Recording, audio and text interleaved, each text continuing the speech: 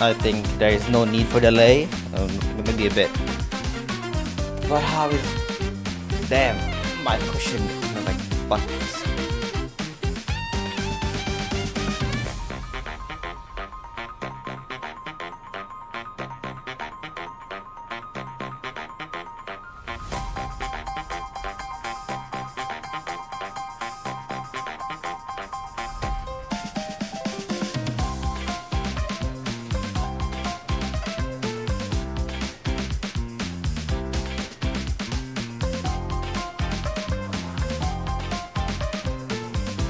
Hold on.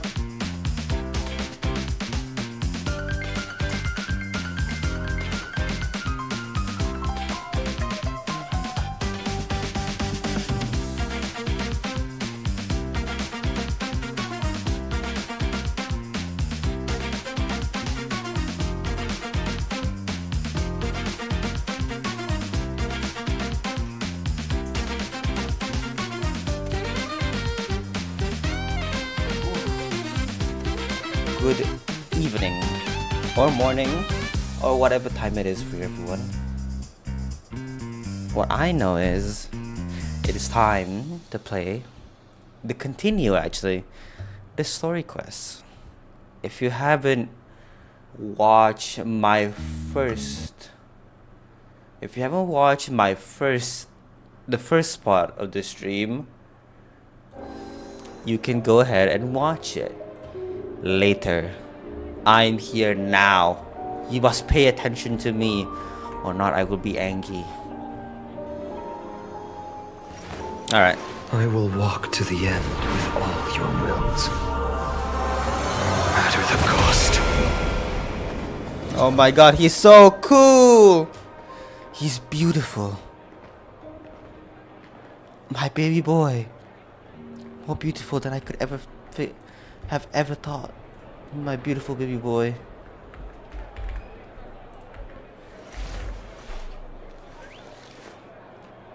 My childhood musings, huh?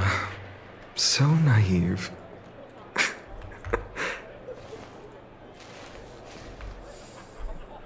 See, hold on, Ria. Alright. Hopefully that. Actually, it's around the same. Never mind.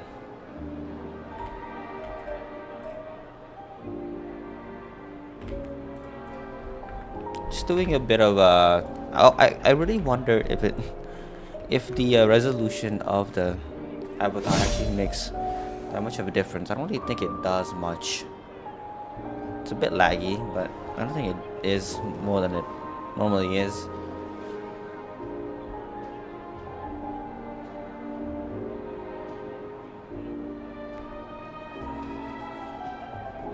Could be.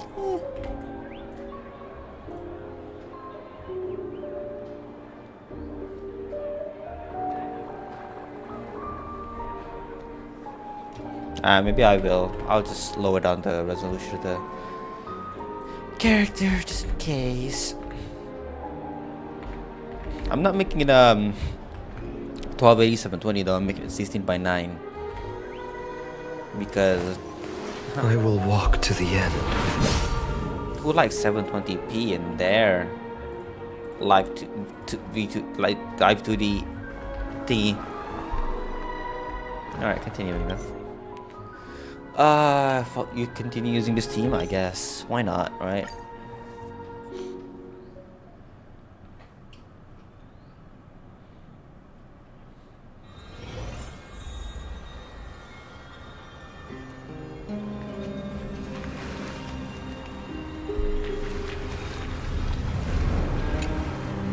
The chronocognitive anchor? Holy, I'm lagging. What the hell?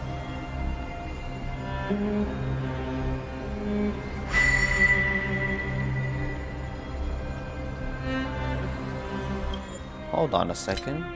What is happening?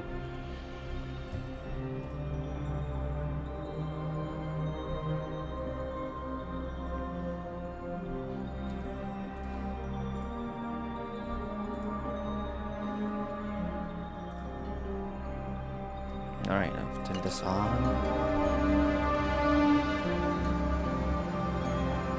There's so much I wanted to say for our reunion. Yet now that you're back, there's only one thing to say. Okay, holy, the capture is lagging for some reason. Why do this? Welcome back, friend. I am back.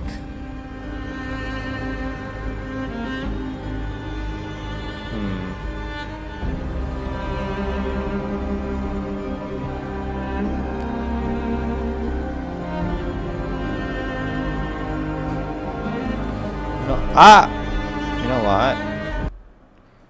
You know what?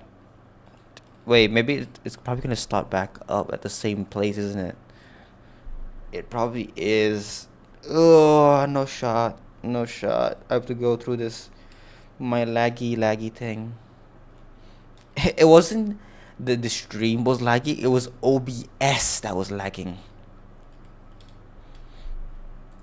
Can I change the video fidelity from here? I can. Okay, let's make it 1.8 instead, actually. See how that turns out.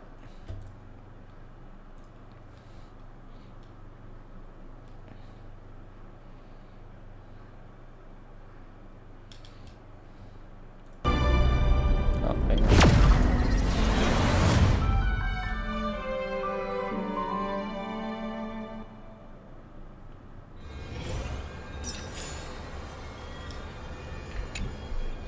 The chronocognitive anchor? I'm still lagging. I can see the fact that it's dropping a bit, but not as bad, so I'll take it.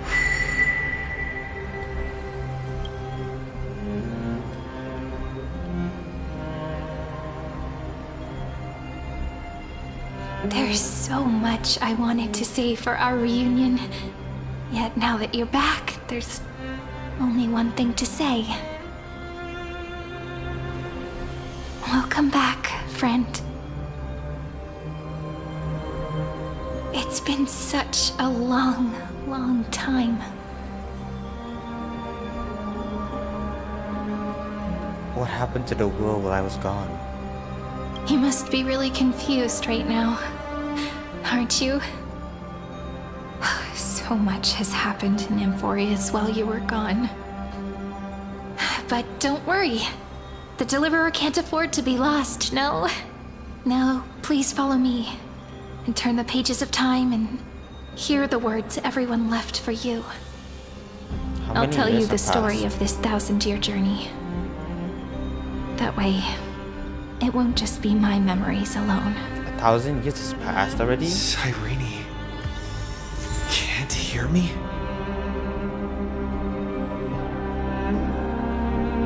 What the hell? What the hell's happening? I just came back, lads.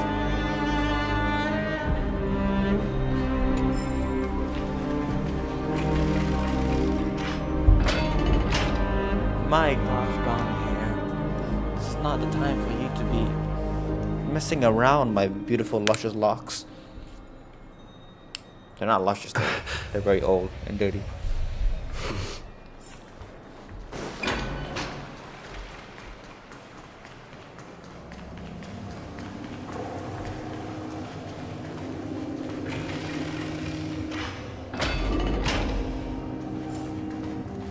Look, the scenery of the past has resurfaced.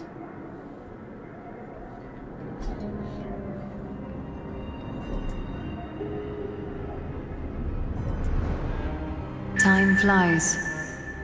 200 years have passed since the Deliverer's fall. We had to return 3 core flames of law, romance, and ocean to stop Lygus, but even so, Terravox has fallen. The 2 geniuses vanished without a trace, and Zeridra embraced her fate. At this rate, Era Nova will come, and Amphorius will fall into the destruction.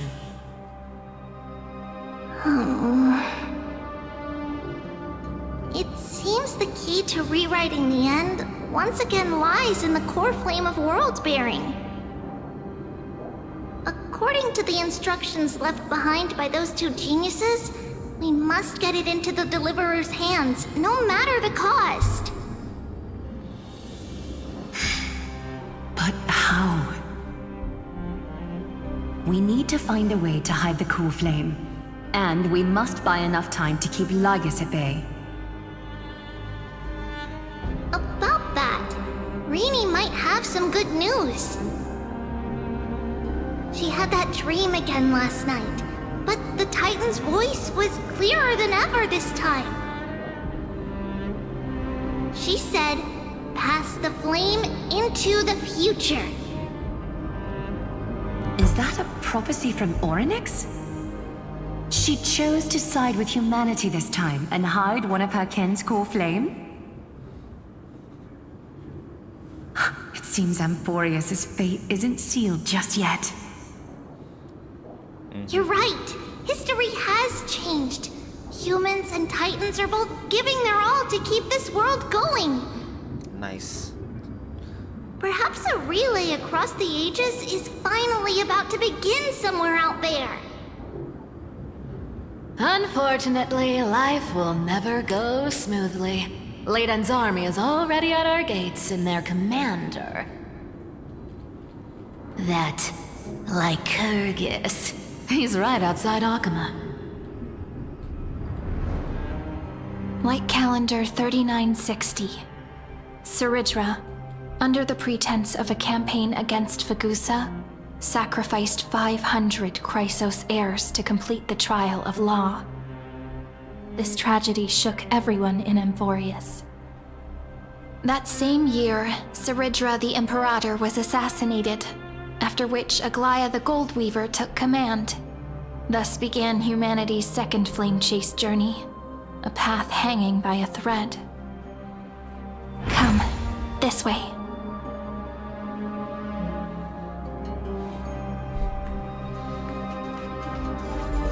Best not do that.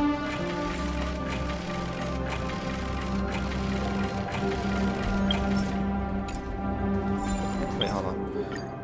I'm gonna take another random model once more. Unfortunately, this is beyond my limits. Beyond me. So I can only do what shall be done. Continue challenge. Hopefully it continues me off at... Alright. The eternal holy city?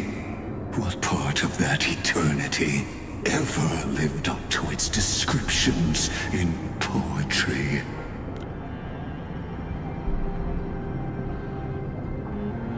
Is that Aglaya?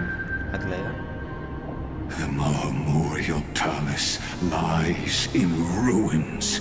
Countless mortals have perished because of your stubborn resistance.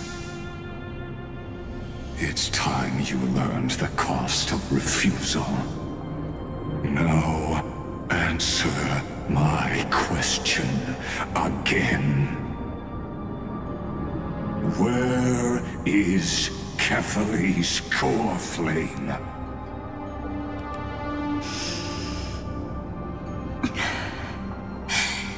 You really think you'll find it by razing the holy city to the ground?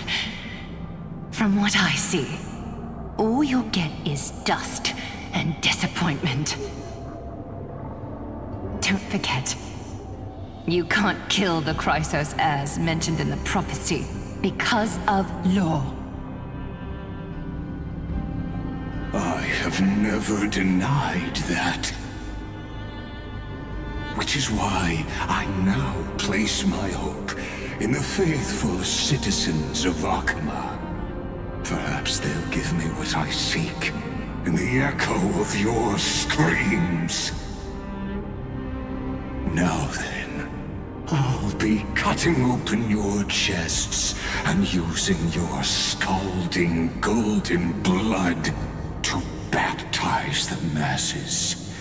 Allow me to apologize in advance. We shall start with you. Blind and foolish, Lady Goldweaver. Leave this to me, Lady Aglaya. You must get away now.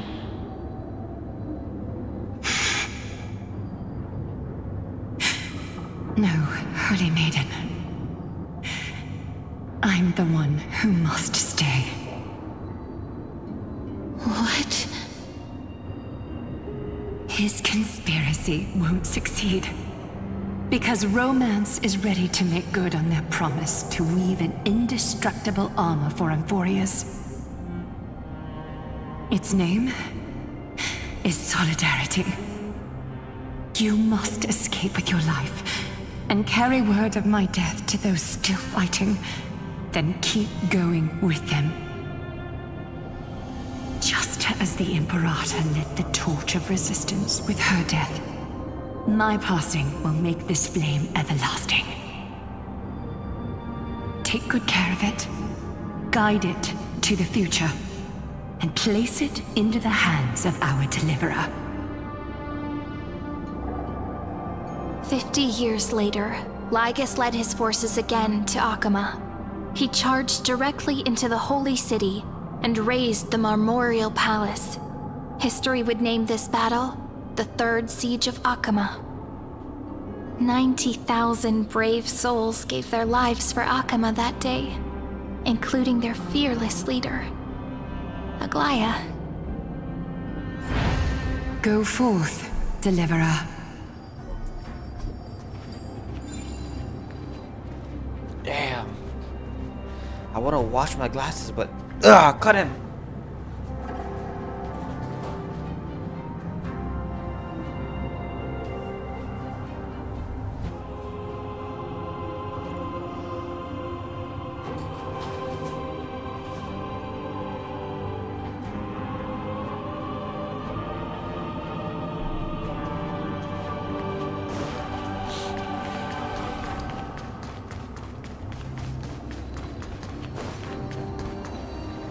Go. When the frost melts and the snows give way, the flowers will bloom again. You'll find me there.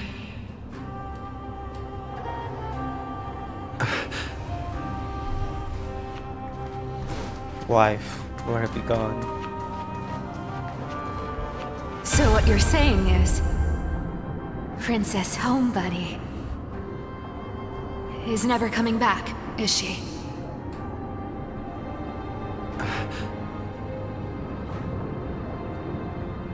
She just left, like that. Since Cass has made up her mind, we can't let her resolve be in vain. But between staying in Akama and going to Styxia, what difference does it make when it's death either way? I'm against relocating. With Kefali's protection, isn't Akama far safer than that dead city? Cass's plan doesn't involve any relocation at all. Huh? Like you said, Akama is humanity's refuge. We never intended to get everyone moving to Styxia. It's just on Cass, Hyceelans, and me to prepare the final trump card for the Deliverer. Wait, what kind of trump card needs all three of you demigods to throw yourselves away? We must lay down the path to the future so when the Deliverer returns, they'll have a clear road to reach the location of Era Nova. Styxia sits where death meets the ocean. There, with the combined powers of ocean and passage, we can summon a current that leads to the vortex of Genesis. And the demigod of death will forever guard that secret path until he returns.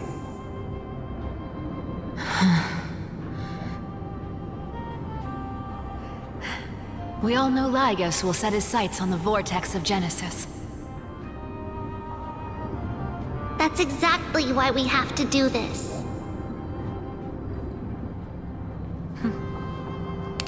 Guess I underestimated Idonia's Maiden of War. She's got way more steel than I thought.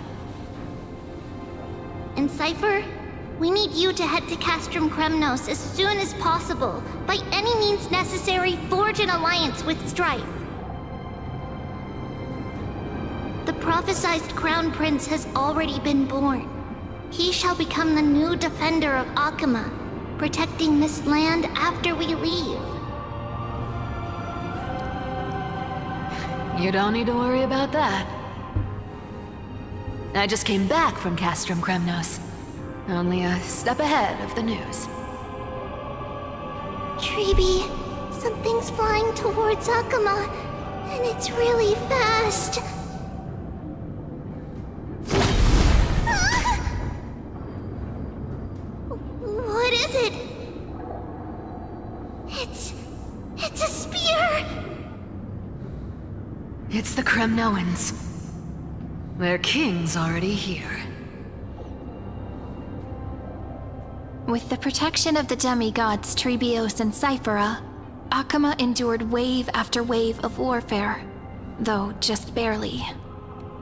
Castorus chose Styxia as the last resort, and completed the trial of death, causing the stagnant waters in the River of Souls to recede.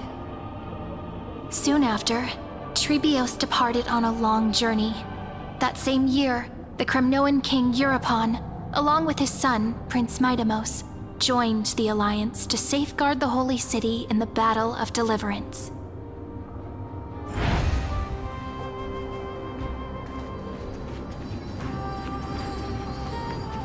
Go on, and see you tomorrow.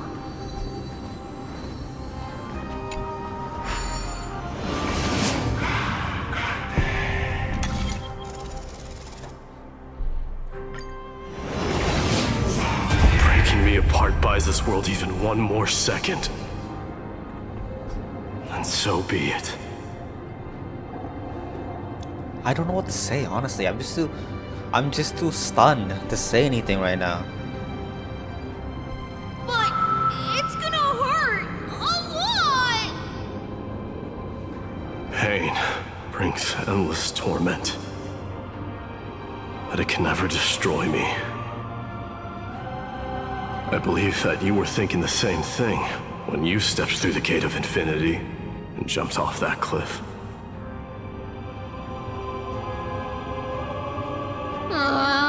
Can't argue with that. The current situation. This is the only path Akama has left. Just do as I say. Split my soul into 5 pieces. Forge me an immortal vessel. Let the blade of strife hang forever overhead. Locked in battle with their enemies to the world's bitter end.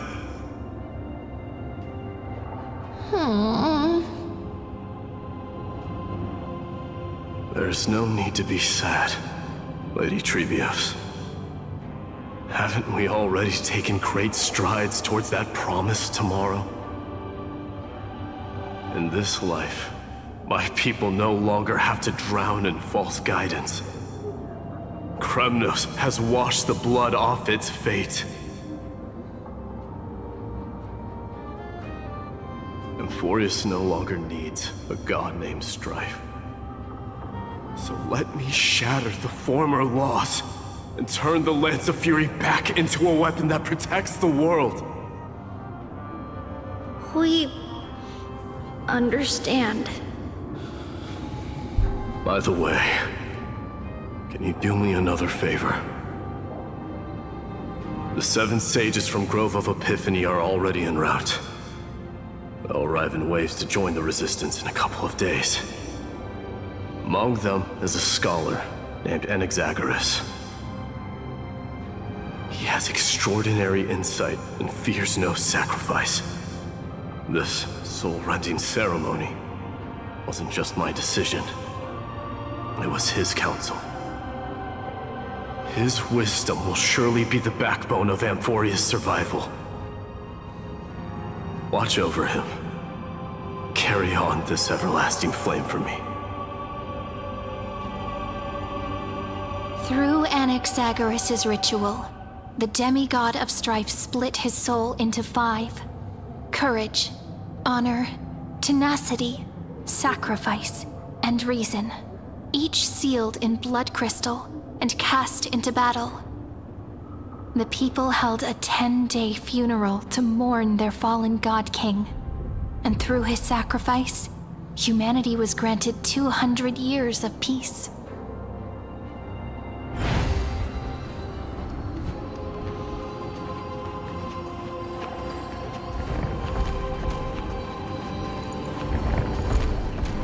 Keep moving forward. My blood will pave the road ahead for you.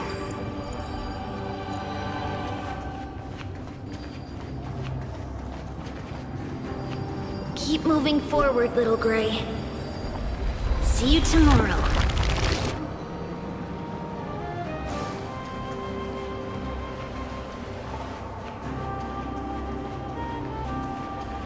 That seamstress wasn't wrong when she said a lie needs more lies to keep it together.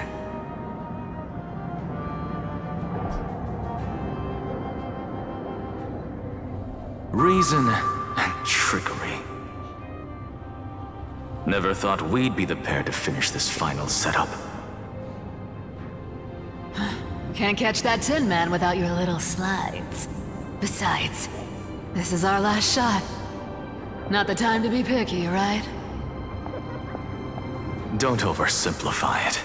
Lygus just found out Akima's been an empty shell for the past 50 years. He's bound to be furious. At this rate, he could have done anything. That's exactly what we want. Rage blinds even the brightest minds. Doesn't matter how much of a genius he is, the principle still holds. Once he storms into the council and confronts me head-on. You trigger your alchemy with a boom and turn him into a caged beast. Easier said than done. You still have to pass yourself off as the deliverer without anyone catching on. And you really think a human alchemical array can bind a godlike being? That's just nonsense. What? Getting cold feet? Or you just don't believe in the almighty worth of the demigod of trickery? Just tell me straight. Can you do it or not?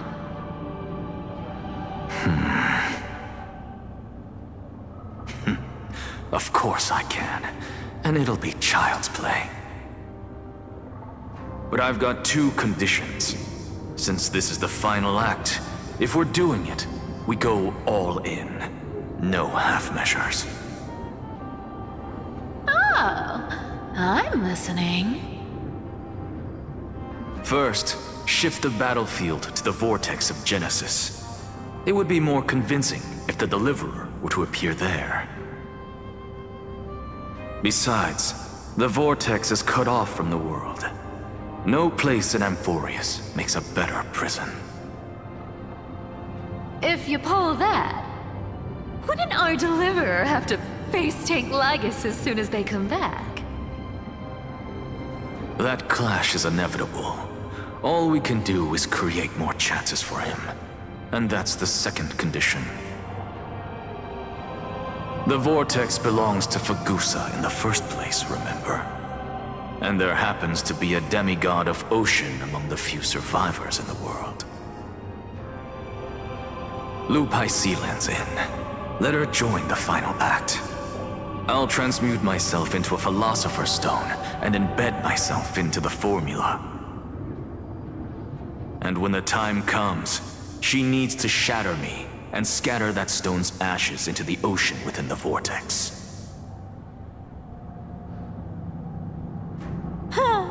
I guess people weren't wrong when they said you're insane, Grove Boy.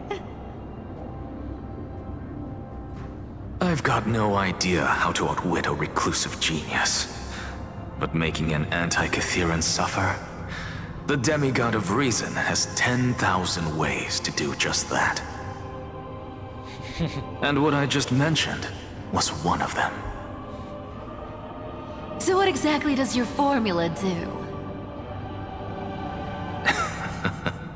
Now that would spoil the climax, wouldn't it? By now, Hyacinth must have completed the Sky People's ritual.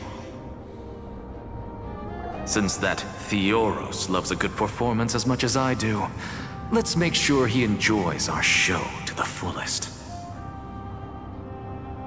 As for how the Deliverer will complete the Era Nova, well, that will no longer be our concern. It was the last battle known to the world, initiated by two demigods least suited for war. In the end, reason and trickery kept their word. At the cost of their lives, they sealed Lygus within the vortex of Genesis, where he remains to this day.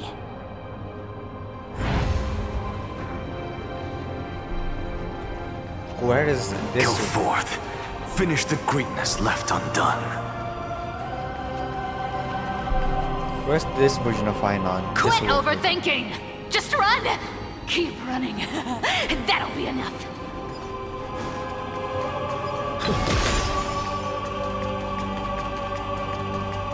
Irie? It's dead quiet here.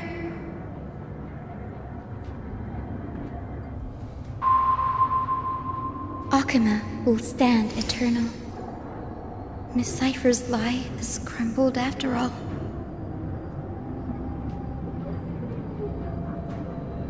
But it's all right, because all of us have fulfilled our purpose by now. When the Deliverer returns, no matter where he is, sky will turn clear, and a rainbow bridge will rise, carrying him to the final battleground. Sairi, this arduous relay is finally nearing its end. Now, I'm passing the final baton of fate to you, okay?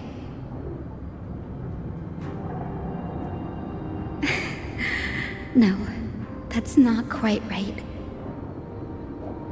After all, it was you and him who lit the first spark of this journey, wasn't it?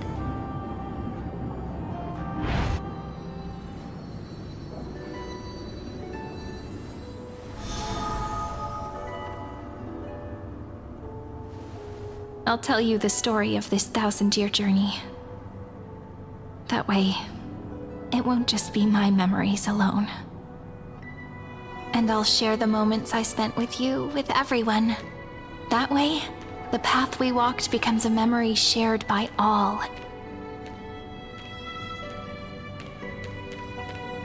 People will know that there's nothing left to chase. Amphorius has already welcomed the dawn foretold in prophecy. Just like I said, this won't be harder than the last time. Right? Sorry, I'm late.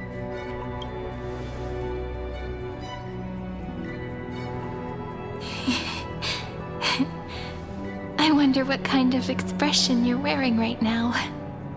Probably the same as always. Calm, resolute, and brimming with confidence.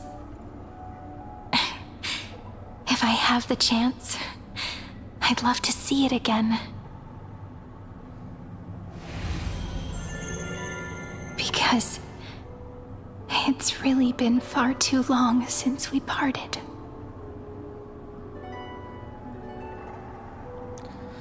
Cyrene, even you. Is this all a memory?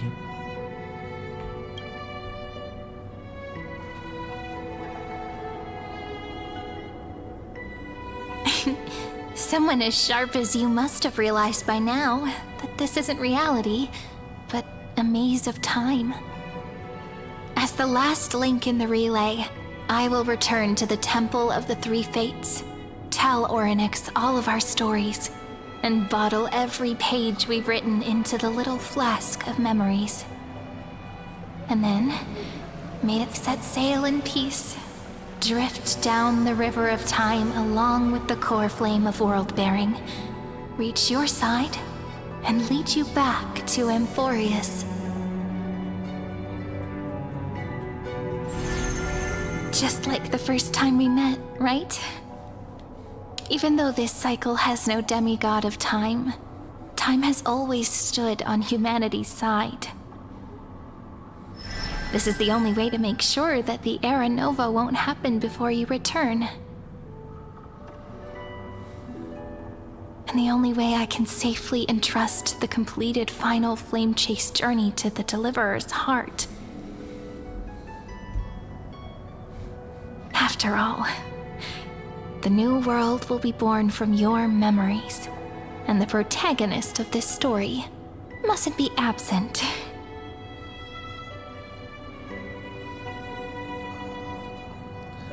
I will take all of you to the new world.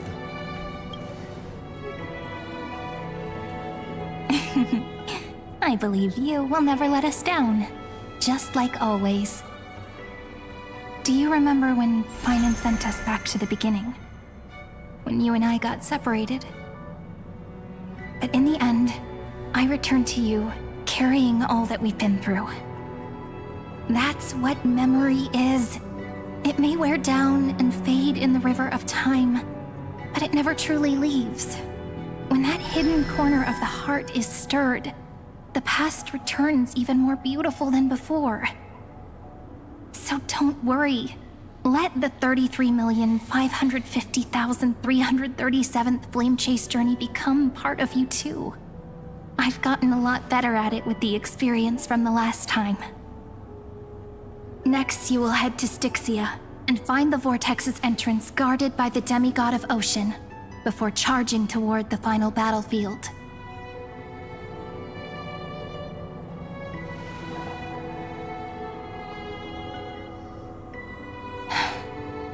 Don't worry. I'll be with you. All of us will. Even Finan. We'll stand with the Deliverer.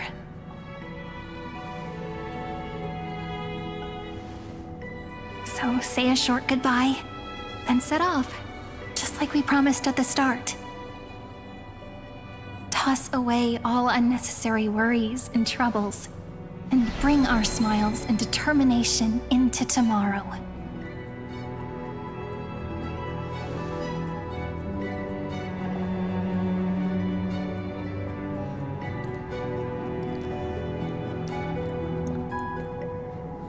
The last baton. I wonder how long you'll have to wait before passing it on to him. No matter how long it takes, it's okay. Waiting is what I do best. After all, it took 33 million cycles for him to arrive in our world. What's a few moments more?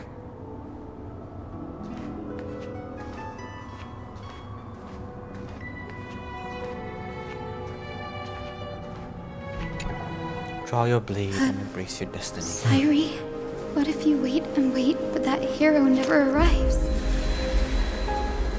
That won't happen.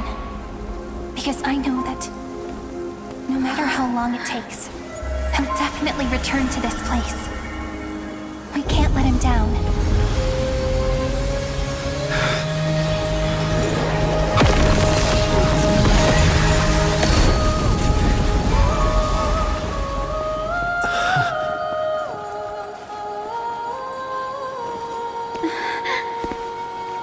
Sky shall rain rays of dawn for you. May romance be with you on your journey. And reason grant you enlightenment. Let strife bestow you with inspiration. Trickery ensure your success. Allow death to protect your soul.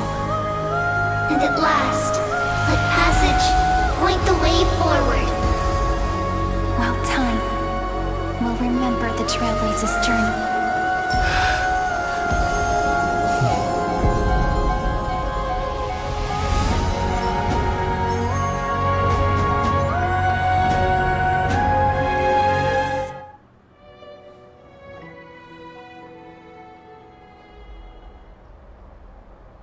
Is this Styxia? I got shivers! I got shivers! What happened to this place? I need to find the entrance to the vortex, guarded by the demigod of ocean. High Sealant. Is she still there? Long time no see, Trailblazer. Generation after generation of Chrysos heir heroes have tried to defy fate with their blood and tears, either voluntarily shattering their souls or waiting in eternal solitude. But alas, fate can never be defeated. You again? Reason and trickery may bind my flesh, but my will shall never fall silent.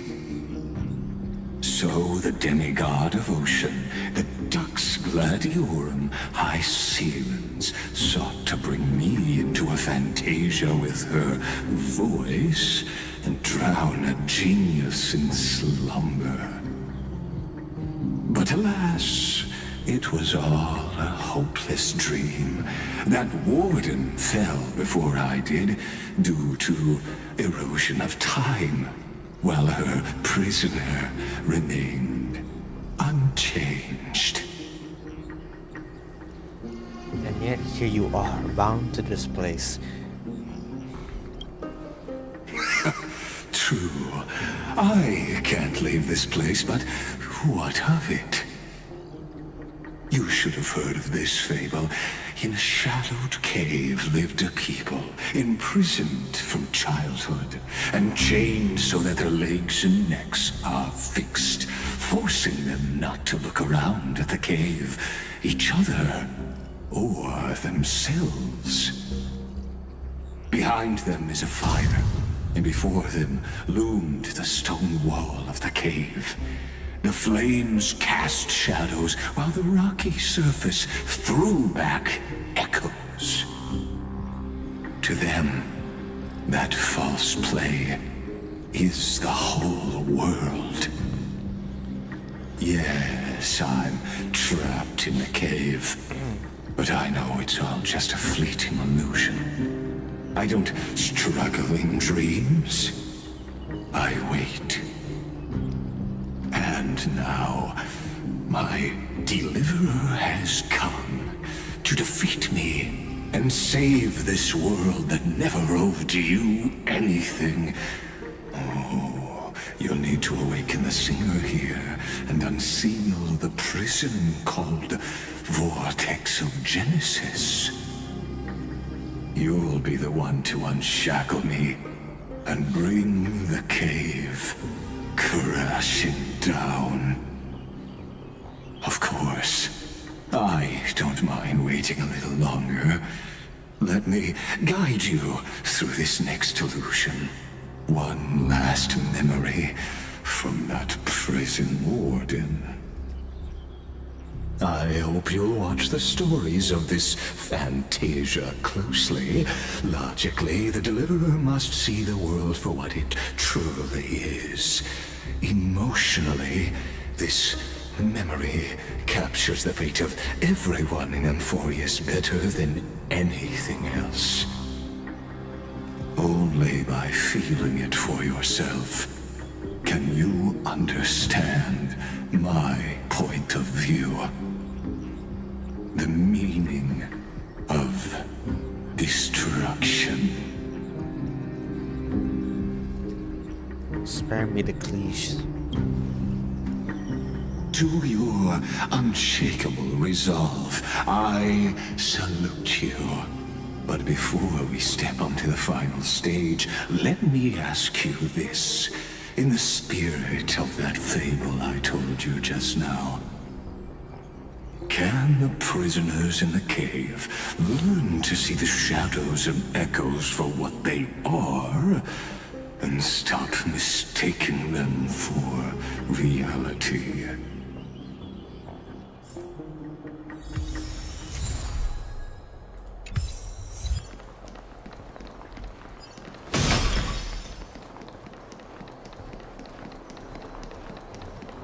Look, the fire projects the face from her memories.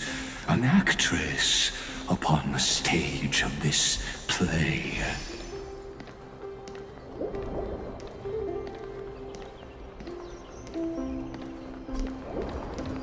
A drunken dream hidden at the bottom of the cup. The dark tides flood the sea, and our kingdom teeters on the edge. Fear not. Our queen has gone to the borderlands. She'll quell this calamity herself. This is the scene when the Chrysos heir of Ocean was born. She was once of a Titan-kin race named Sea Sirens. At that time, Kozlana had suppressed the Black Tide's rise, but he was unable to remove Iron Tomb from its roots. The Black Tide still roiled in the depths of the world, and the kingdom of Sea Sirens was the first to face the destruction head-on. Listen, I heard Electra's voice. She's calling to us. Let's go. Her voice carries the queen's command.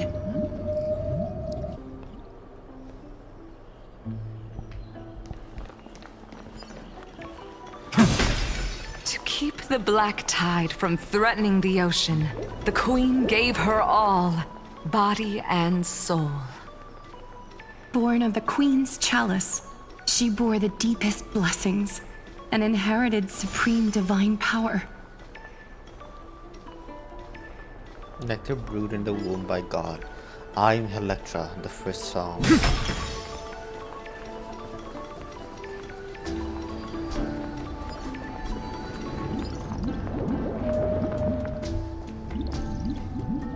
My sisters!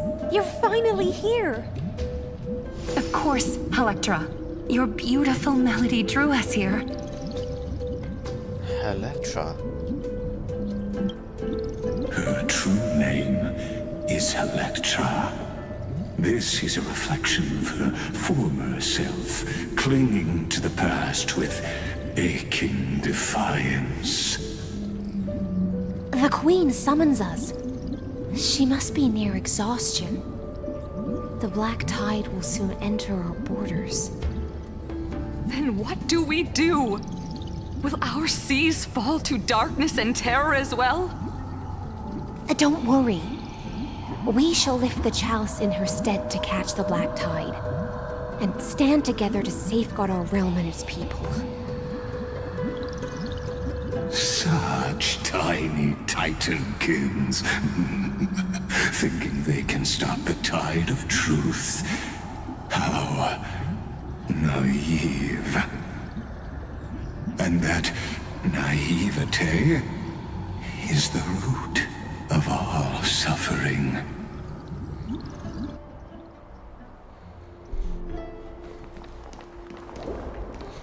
My mother, please endure.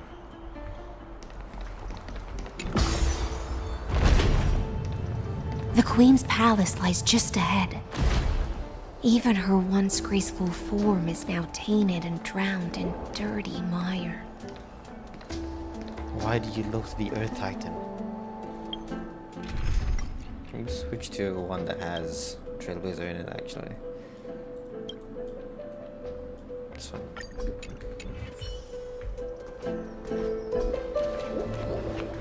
Yeah, love the life that the land births.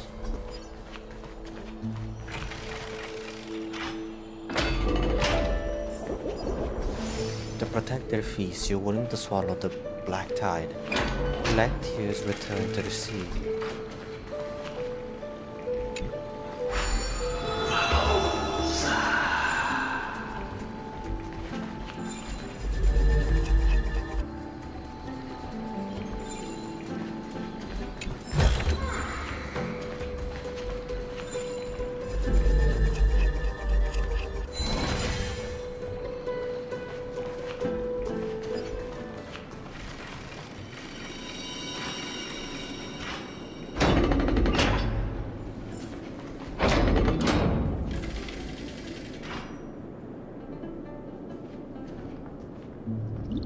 Fagusa, our noble queen. We've come at your call. My little fishlings, you swim with such What's up, Nina? joy. It pains me to speak of the kingdom's sorrow. I once believed I could drink the black tide dry, but even the deepest chalice must one day overflow, and I can hold no more of this filth. Mother, worry not. We're all children of the sea. Let us bear your fate together. We'll take up your mantle and drive back the black currents. We'll mend your sacred chalice and take in the cursed filth. My little fishlings, when the spear of strife falls, you may retreat in peace. I promise you, on the surface, the city-states will hold a feast without end in your honor. This is the last gift I can give you.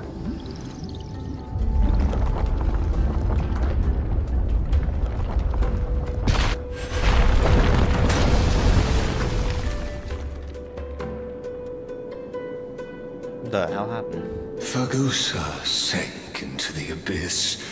With the chalice shattered, their intoxication spilled into the black tide, birthing the first madness in Amphorius.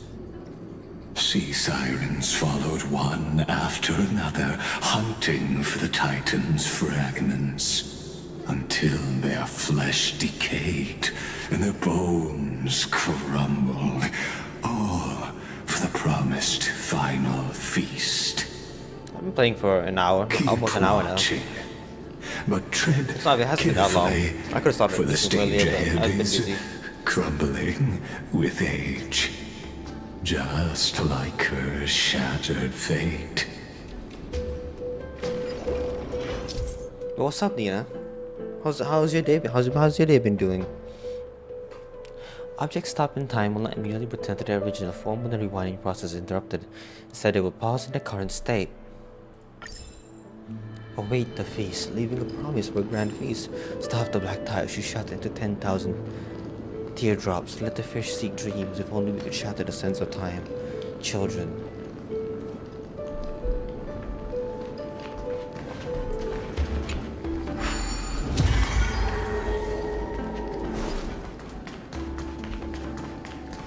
Oh, really? What happened? What's up?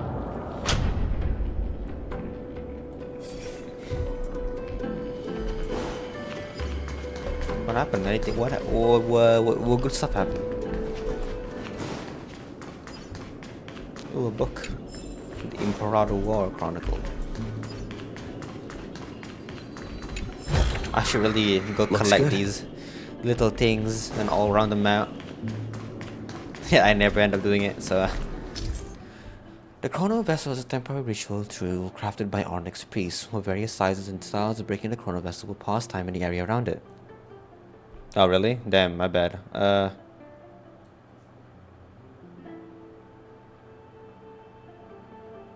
Here, I'll lower it a bit. The chrono vessel is a temporal ritual tool crafted by Onyx's priests of various sizes and styles. Breaking the chrono vessel will pause time in the area around it. When facing a broken chrono vessel, rewinding it will fix the vessel and allow time to flow again in the surrounding area. When rewinding an object, that object will not be affected by the time stop zone. If you wish to freeze a moving object at a specific time, you can preemptively deploy a time stop zone and initiate rewind and manually interrupt the rewind at the desired moment. Hence, some character techniques can also trigger time stop, such as Trailblazer and others. Why Clocky? You saying Clocky can also do that?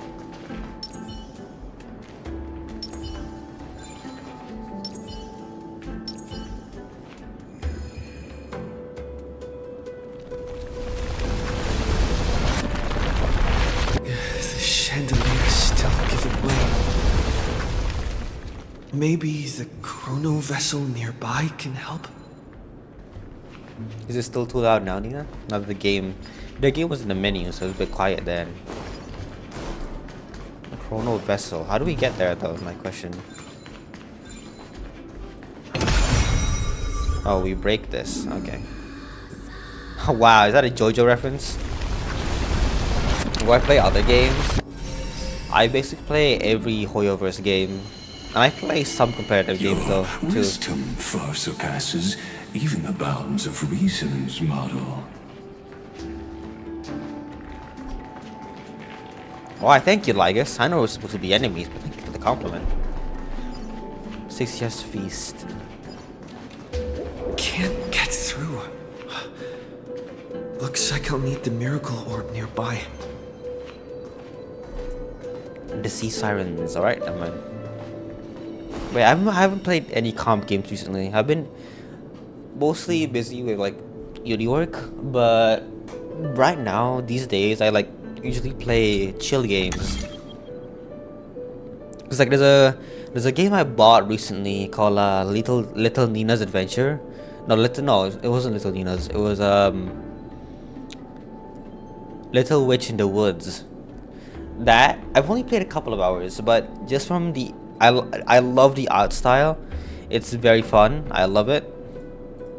So that's good. The ending was written long ago. Even you cannot rewrite it. Just like this poor chandelier.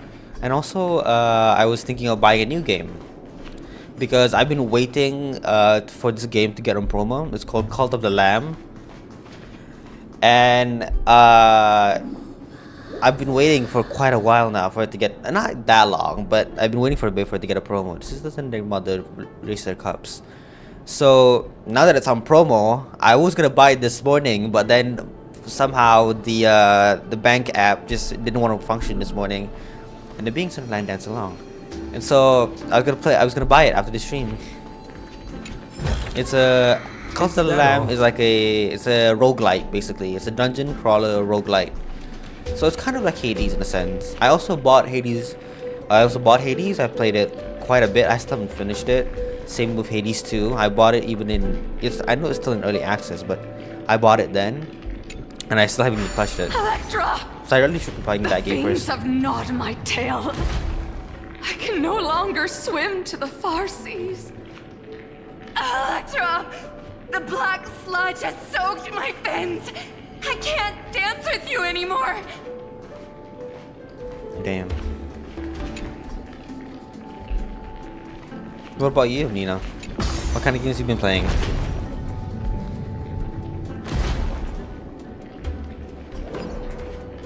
Fate event will eventually murder the hope.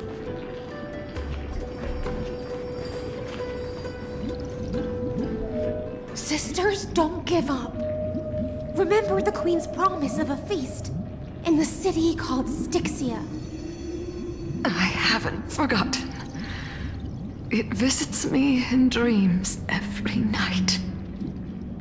I dreamed of a shining city, its lights piercing the deep bloom of the seabed.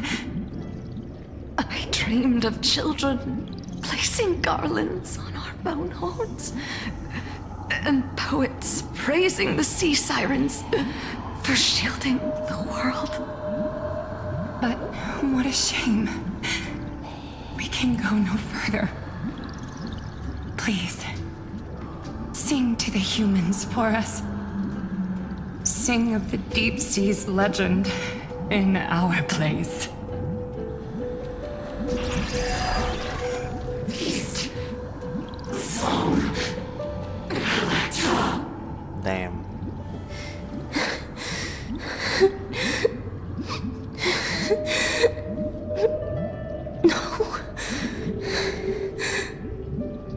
The sea sirens were tainted by the destruction. Their flesh rotted away. They became the black tide creatures of this cycle. Farewell, sisters. I'll finish this last task, then return to prepare your feast. And so, only one sea siren remained among the seafloor.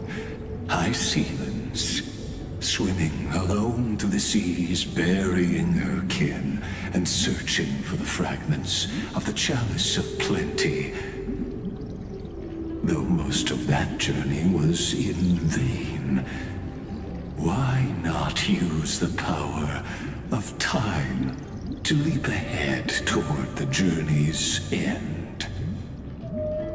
To reach the Spirit Basin, I'll need to call upon the power of the Chrono Vessel. I was thinking question, but now I'm just watching streams. But do you like arts? I really chat. Sorry, I was focused on the game.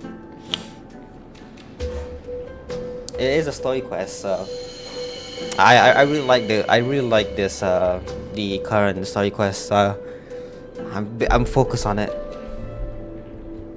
No, I like art. I think though I hate modern art though. I think it doesn't make sense. The kind of splashy thingy. I don't get it. I don't get it. Though I know that's not really a hot take personally, but I just don't get it.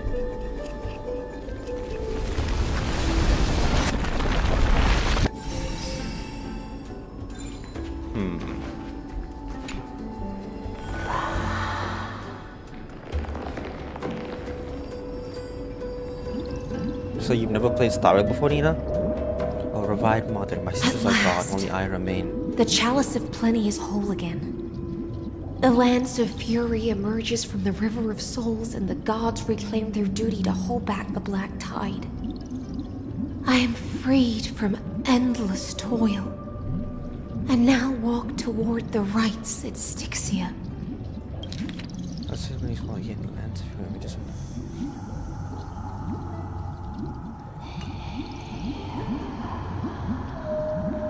Oh. I bore my sister's dreams upon my back, took on a graceful human form, and hoped to find a grand celebration on the shore. My fins became legs, my scales became skin, and the sea foam on my body became a shimmering gown. But when I stepped onto land, there were no festivals with honey brew, nor poets plucking harps. Only silent death, drifting gently along the River of Souls. When she fulfilled her wish, she only found Styxia to have already repeated the mistakes of previous cycles, and was swallowed by death.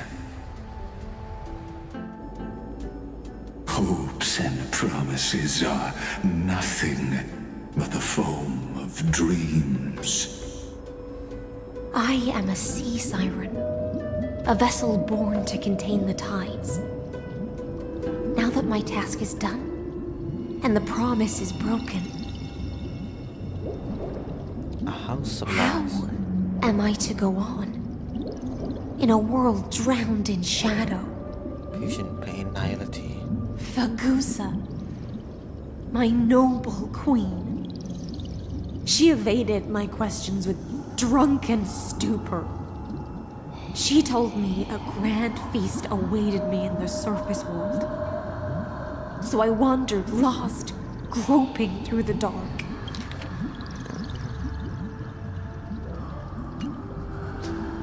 The feast she spoke of. Where is it? The second song. Lonely Blade, I shall grant you everything you seek.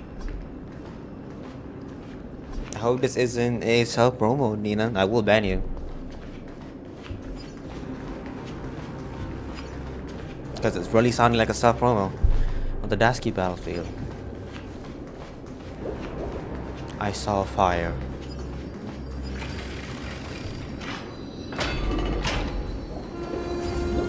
Why did she call out to me? And why did I respond? After wandering the surface for ages, the lost sea siren met her future conspirator. You quelled the wars alone and forced strife into retreat. This swordfish that commands thousands of legions.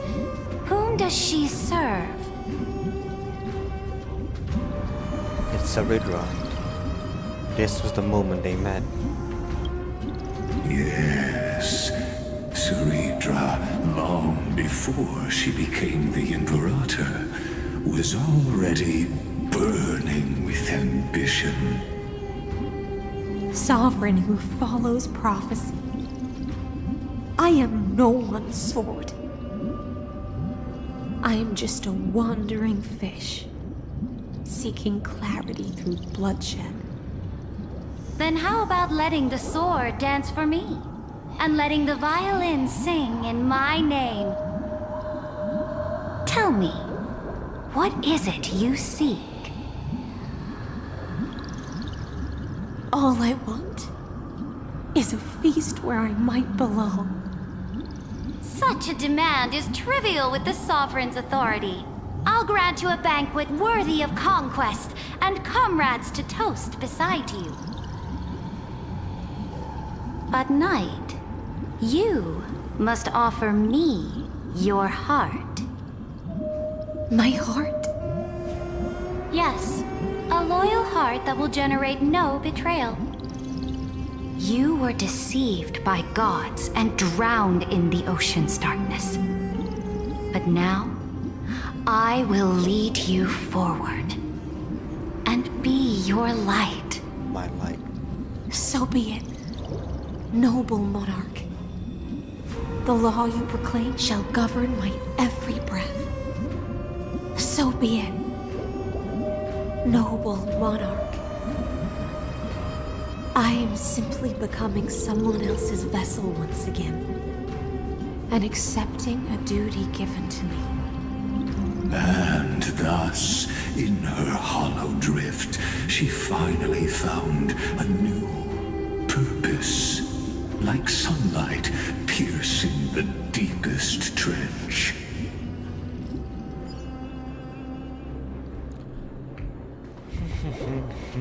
The monarch brought me to a new world. Nectar saturate the hollow tree, a ghosting song for the sun sitting on the mountain. The first brightness of the crown, a fine brightness of the crown, melted away my confusion.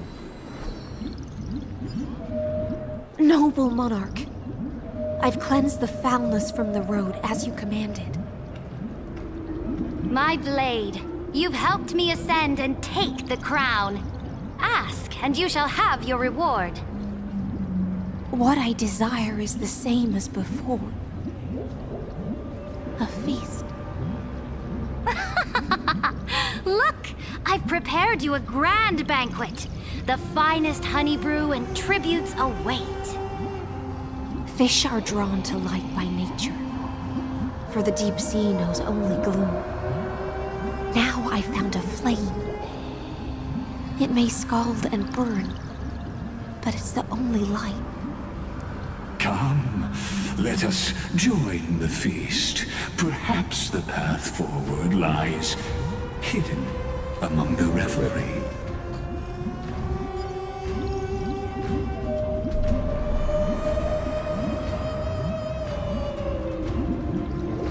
Have you heard that the Imperator's about to begin a new campaign? Her glory will no longer be bound by the borders of Inforius. The people's songs, so beautiful.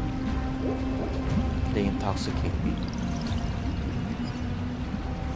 My faithful subjects, tonight's feast is not just for the past. It's a toast to the future! Born from our golden blood is an unstoppable colossus. Our iron beast to trample the universe! Great monarch. I've heard the universe teems with great threats. Can we truly remain invincible? Fear not. Before the troops of the destruction, such rabble is no more than cosmic dust. Surely there's a planet draped in oceans out there in the stars. Once I claim it, it shall be yours to rule. And to the rest, Your triumphs will not go unrewarded. I promise you a new age, free of fear.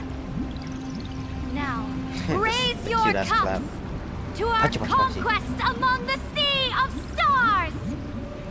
Sea of Stars! Sea of Stars! Sea of Stars! Conquest among the Sea of Stars. What a grand vision.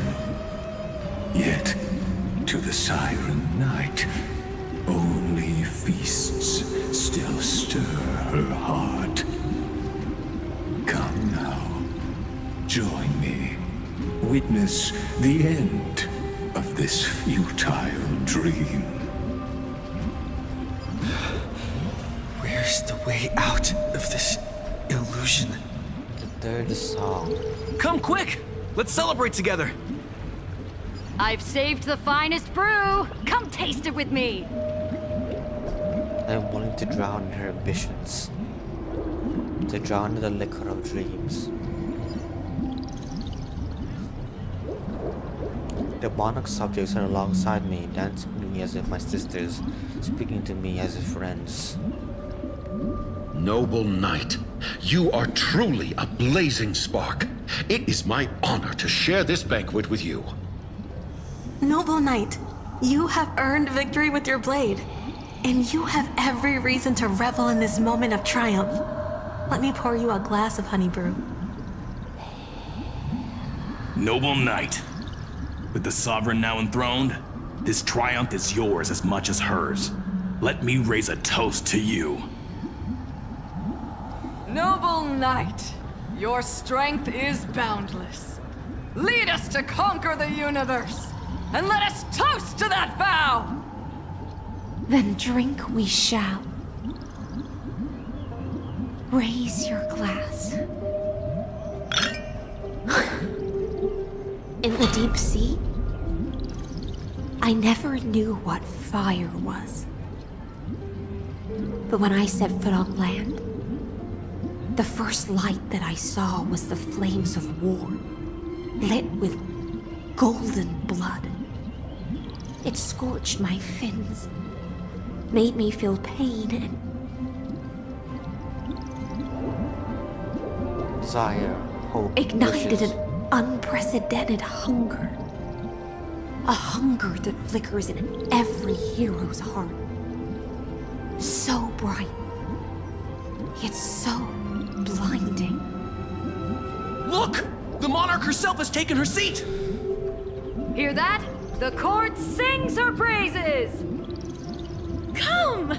Join us and praise her glory! I love this feast. I love this journey that brings the feast. I love the people on the journey. I love the monarch chosen by the people. One eye of hers sees glory, the other sees corpses. And yet, she cherishes the name of glory more than fear and death. As they say, the coward died 1,000 times before his end. But the brave face death but once, which gods stand witness. On the eve of war, we sang our hymns and set our sights to sail beyond the stars. The legions will climb aboard the beast, riding it like currents across the cosmos. Planets after planets flew the flags of her crown. Realm after realm was ignited by her flames of war. As the final resistance fell silent, a vast empire rose from among the stars. And this small pond at last embraced prosperity and peace. That's how the story ends. Tell me, visitor, in this dream, did you enjoy the show? It's not the right ending. After all, beneath that still surface lie the bones of countless dead. It's time for me to wake up from this drunken dream.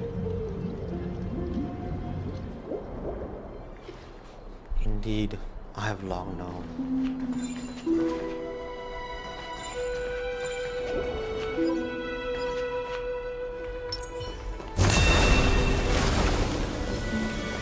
I don't necessarily have to fight them.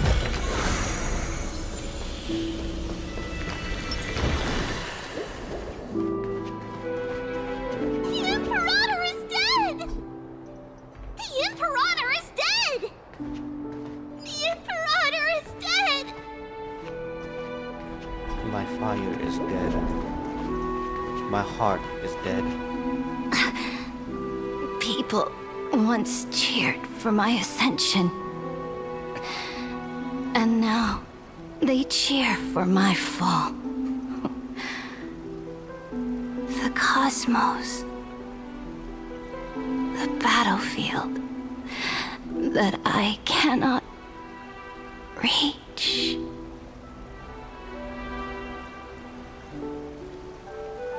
Before the Sovereign's conquest reached its end, her life and ambition had already been swallowed by the deep sea. This is the true ending. Her grand designs torn apart by the blade. Her regal robe soaked in golden blood. And the one who struck her down? The one who struck her down was her most loyal Gladius. You killed her? Why? I don't need to explain myself. A fish in a pond has no hope against the surge of fate. I wandered the shore, found a flicker of flame, only to snuff it out with my own hand.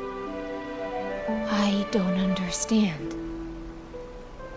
If the ocean's feast, the Imperator's dream, and even Amphorius's existence are all illusions, then what's the point of our journey? When the Deliverer returns, I will let this absurd celebration come to an end. But Greyfry, I can't help but wonder how I dearly wish this feast of the Flame Chase would never end. It seems she sensed your presence. The Fantasia's foundation is starting to crack. Let's return to the prologue. Remember the allegory of the cave. Can the prisoners in the cave learn to see the shadows and echoes for what they are and stop mistaking them for reality? As you've seen, when she cast off her chains, finally turned to look around and moved her legs, her reward was nothing but searing pain. The light will blind her, for the fire behind her had never once actually touched her eyes. Her legs will buckle beneath her, for she had never learned to walk forward. And so she fell into infinite confusion and fear, and came to firmly believe that the shadows and echoes were the real world. But we in the cosmos, are we truly any wiser than she was? Now, nameless one, fateless one, ask yourself this. The paths you tread, the eons you worship, everything you've trailblazed with your own hands, could it all be someone else's projected shadow? Let Let's leave that question till after the curtain falls. Once you've unearthed every last truth and reached the prison built for me by the demigods, I'll speak with you face to face. I, the Theoros, have walked the 30 million histories born by Kozlana. 1,000 years is a mere atom in a grain of sand to me. Amphorius, compared to the cosmos, is but that grain upon a whole beach. I swore to bring an end to the erudition. Would I really let a single grain grind down my mind? Now, please use the power of time to open the gate to the ocean's depths. Go, find the prison warden tormented by loyalty. Find her, step into the world's vortex, and once there, end everything between us. That palace reflects the heart of the demigod of ocean, intoxicated, stagnant. There, you'll witness the true beginning of the saga of deliverance. An ugly history, long buried by tides and shame. A staircase of apotheosis that the Imperator forged with the golden blood of 500 human sacrifices under the pretense of conquest. I'll wait for you at the heart of the world, but to reach the place, you must find the prison warden, lost in her stupor. Alright, I'm gonna go piss first. I'll be back.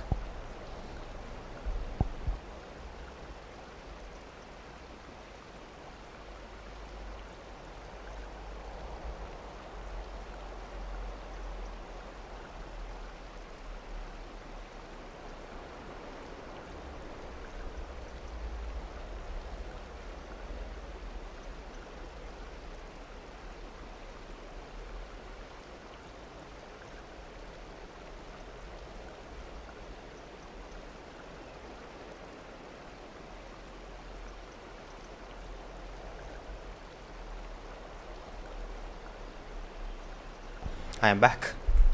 Continuing. What interesting. Beyond this door lies the path to the vortex of Genesis. How interesting. How interesting indeed. I'm your labyrinth.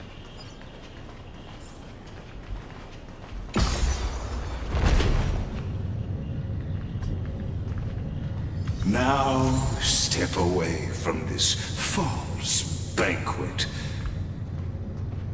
And then onto that bloody stage.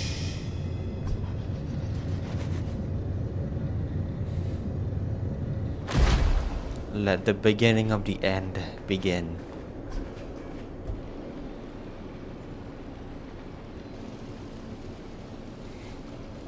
The palace that worshipped the ocean, the sanctuary connected to the vortex, was also once the battlefield of the first flame chase. The flow of time has slowed down. Her exuberant song halted the passage of time in this place, imprisoning my body and shielding my soul from deterioration. All just to await your return. The twisted time and space reflect her confusion.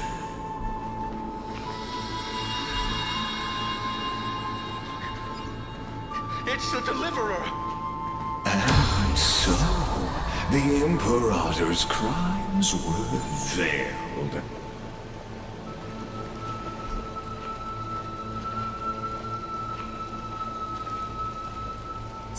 Stay away from Apollonius! This cup of honey brew. What a sweet aroma. Run, Virginia. Dux Hakalithist! We can't give up here! Love steeped in death. How delicious. Sadly, all you see is a remnant of history. And your interference is just another equally futile echo.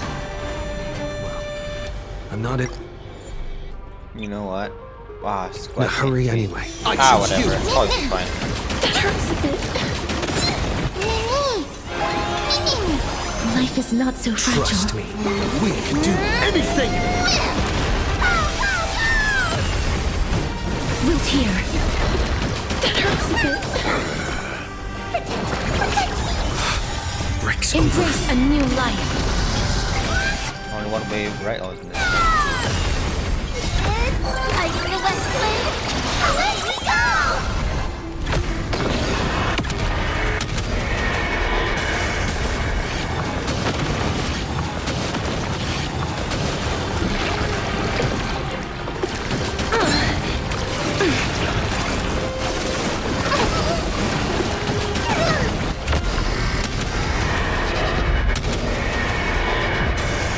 I'm on it. Mimi? I'm gonna hold everyone back again! Give me strength! Don't Fiends or devils. I'll crush them all! Actually, yeah, it's gonna. Please guess I won't cherish be- this time. Darkness with me. Tricky skill yet again. Somebody describe to guys. Life is not so fragile. Trust me, we can do anything! Return to dust. It's come! Fighting the West Blade. Away we go!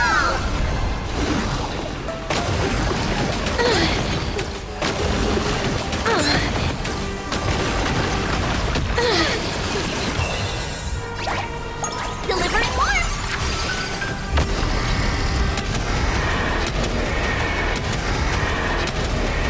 Ninjas, protect us! Look in your face. This is being in sync? Mimi! Stay here! I shall remember this one. Ha ha ha ha! Sweet. Apollonius, look. I chased the enemy away. But I think I can't go any further. I'm sorry, Virginia, for letting you. It's okay. I'm glad to die by your side. Ah, such an ironic twist of fate. Even as the foundation of the world crumbles, the heartless Imperator still made the same decision she did in the past 30 million cycles. During the first Flame Chase journey, the Flame Chase Legion stormed Styxia. Tens of thousands of sea sirens surged from the River of Souls, crashing toward the heroes like a tidal wave. The hell before you is the recreation of that very battle. Apollonius, Look. I chased the enemy away. There is a letter. Oh, thank God I clicked it. I thought it was give gonna be the to same you. thing. Let me read it to you. It's my final poem. The shadow of a tree frames the sage's back. Like a boulder bearing the rings of time. The bird's song is a whisper of wind through the forest. But it cannot pass the fractures in his form. His weight presses down on the bird's wings and the stirring heart within.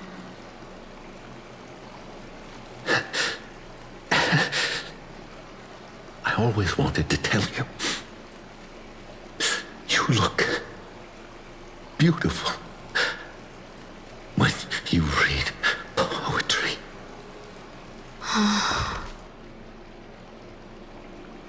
Her voice reciting poetry grows ever fainter, fading with each breath until they all vanish completely at her lips, like wind slowly dying away.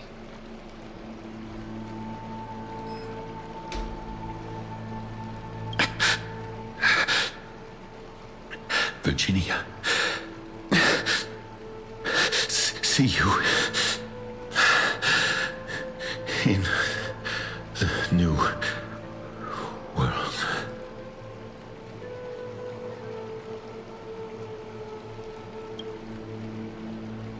His form grows rigid, but his kind smile remains, as if he were a benevolent statue frozen in time.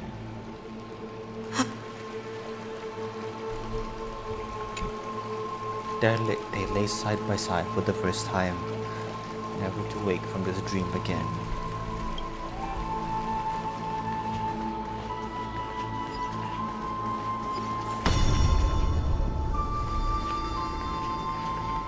A painful past, yet hidden beneath a veil of joyful song.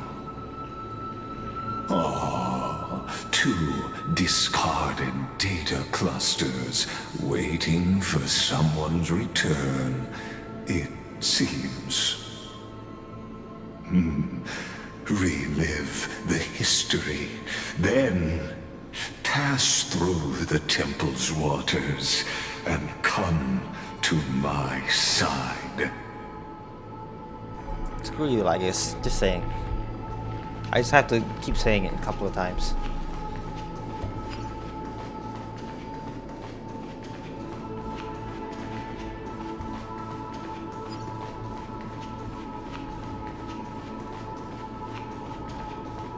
Isn't that the Deliverer? He finally made it! Familiar heroes beam with joy, celebrating your return. You know this too, remains a hollow memory.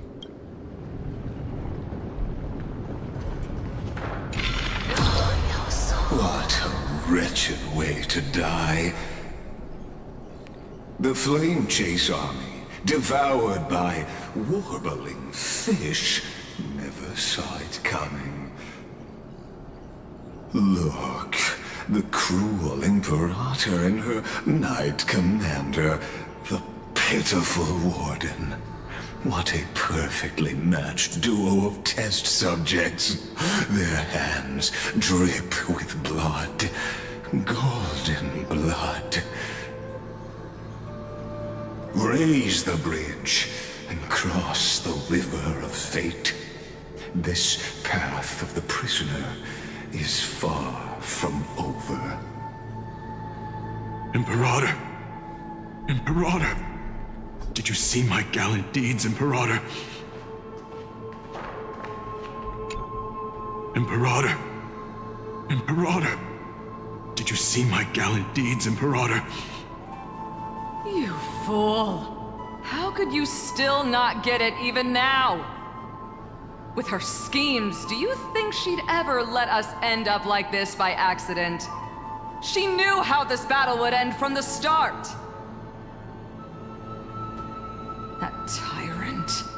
swear I'll kill her with my own hands. No. She wouldn't send us to die for nothing. Hey, bye. Hi. She would never betray our dreams. Or Emporius. Imperator. I know I'm a fool. So I'll believe in your commands. To the very end. Hello, bye. Take my life. And finish the conquest of the stars. His shattered armor ceases its rise and fall. His unclosed eyes remain resolute, sharp as a broken blade. You mutt. Looks like I won't get my revenge after all. Tyrant. Without me, your conquest is doomed. I'll be waiting for you in the River of Souls to slice off that crown-wearing head of yours. Remember this. I never bowed to you. Or fate. The storm beside her slowly stills, tears and blood pulling at her eyes, corners like shallow ponds of golden rain.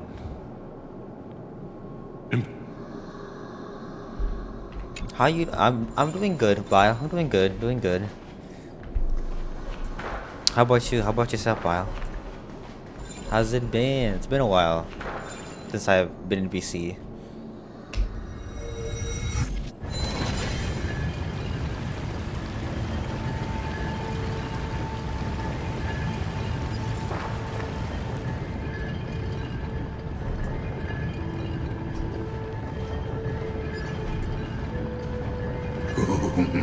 A sovereign and the sword at her side. There are countless counterparts across the cosmos. Most of their stories end in tragedy. I don't know why you didn't let me pass by walking. Can you? Thank you.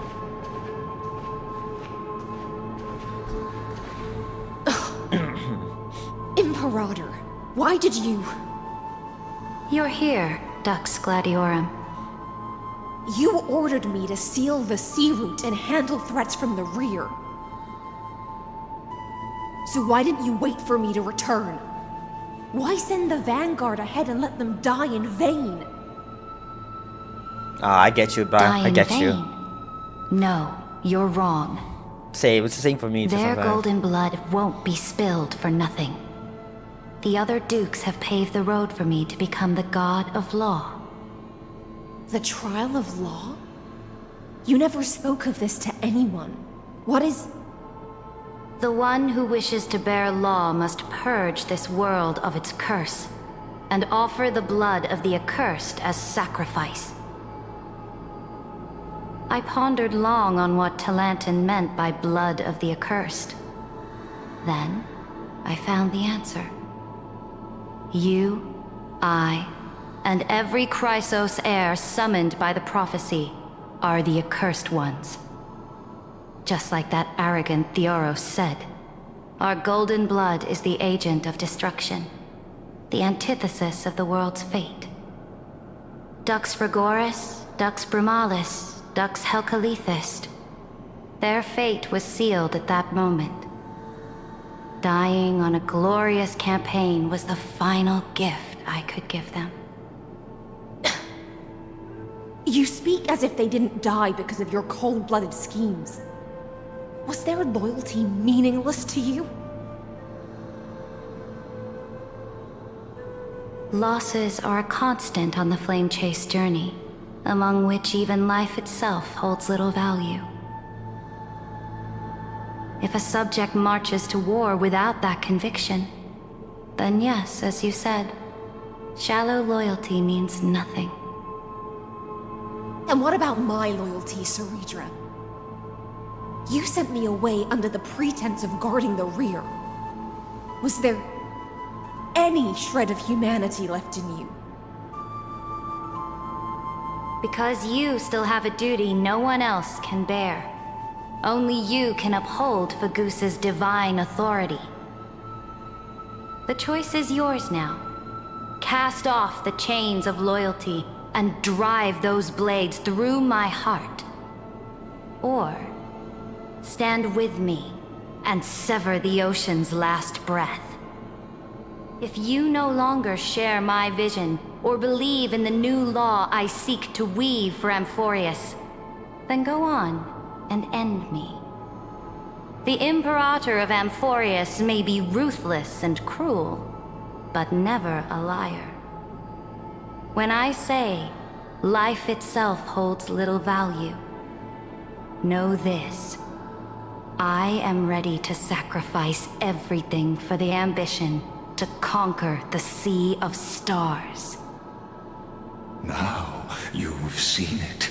The brutal Imperator was willing to spill the blood of 500 heroes to complete the trial of law. As for my poor warden, her suffering had only just begun. She's more she's more the demigod of strife than she is the demigod of law, bro. Why is she so infatuated with conquest? So, what do Hysolins choose? I'm no storyteller. I have no duty nor interest in filling in the history you've missed. I just want you to witness the monstrous choice the Imperator made before the Chrysos Heir turned their blades against me.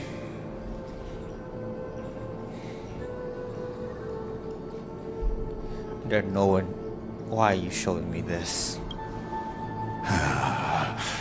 I gave up on using words to solve conflicts 2,000 years ago. But I won't squander a chance, not even a sliver of one. If there's even a crack in the walls of your conviction, then my victory is already assured.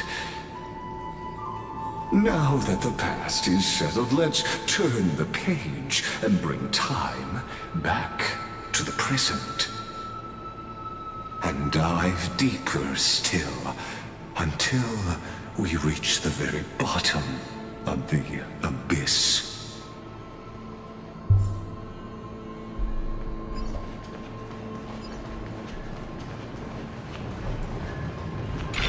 Is the past ahead underwater? I need the Oryx orb to bring back the chrono vessel from the past.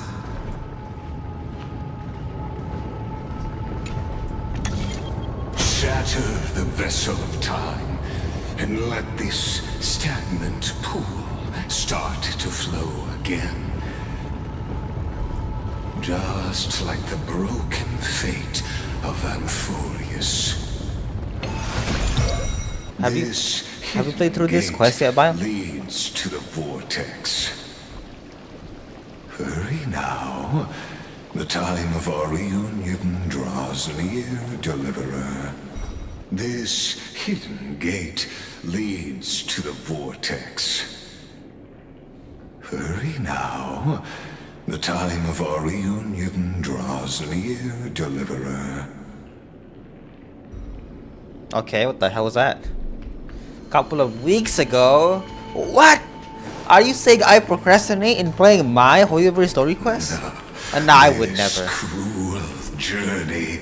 How convenient that's just like this monastery. Reach its end at long last.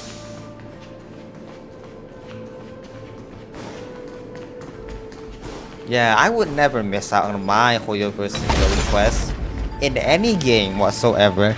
I would never play it last second before within a week of the next update. Starting to doubt your decision? Save your breath. The vortex of Fagusa lies just ahead.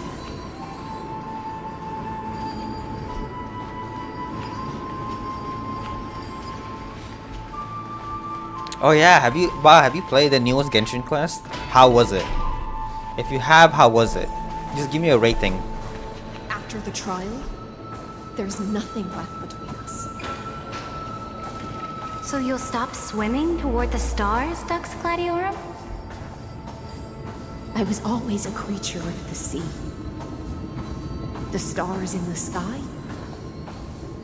were never meant for me.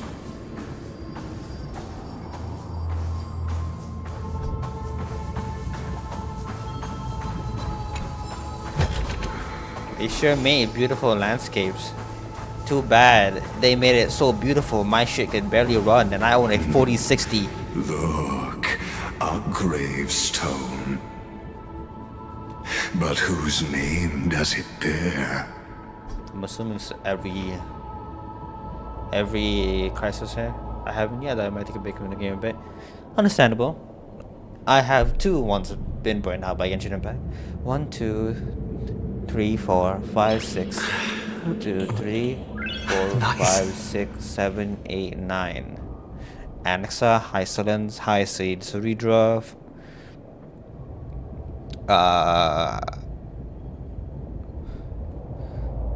The Strife Demigod. Cypher. Aglia. Tribi. And Caceres. So yes, it is the 9. It was here that the prisoner, Never mind. who thinks herself the prison warden, made her choice. Witness, listen, and awaken. Really negative. I think it's really all good. I've lost count of how many times you've stood here over the past centuries. Witness.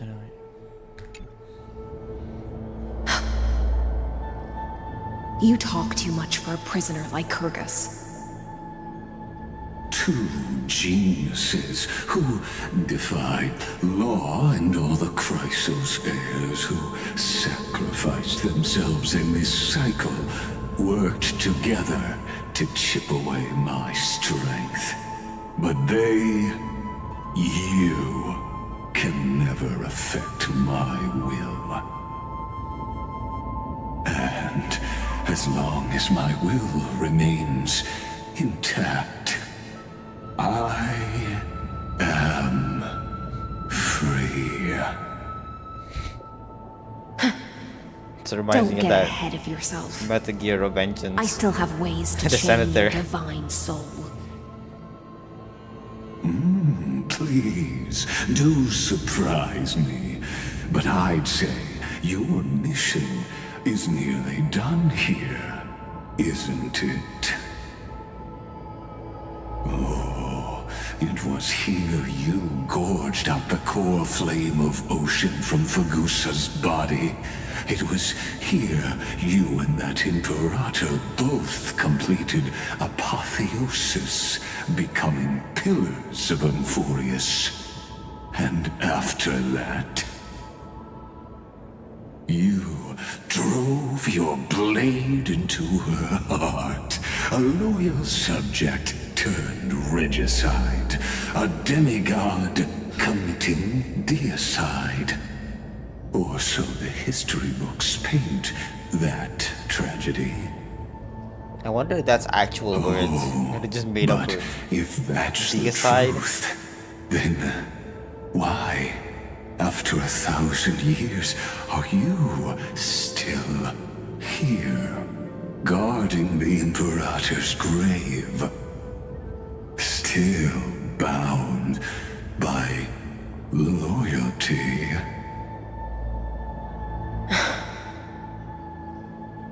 Come to think of it, perhaps I'm not the only one imprisoned here. Dictionary Your be like, calling does stir the rage in me. As if the one paying the price here isn't you, but us.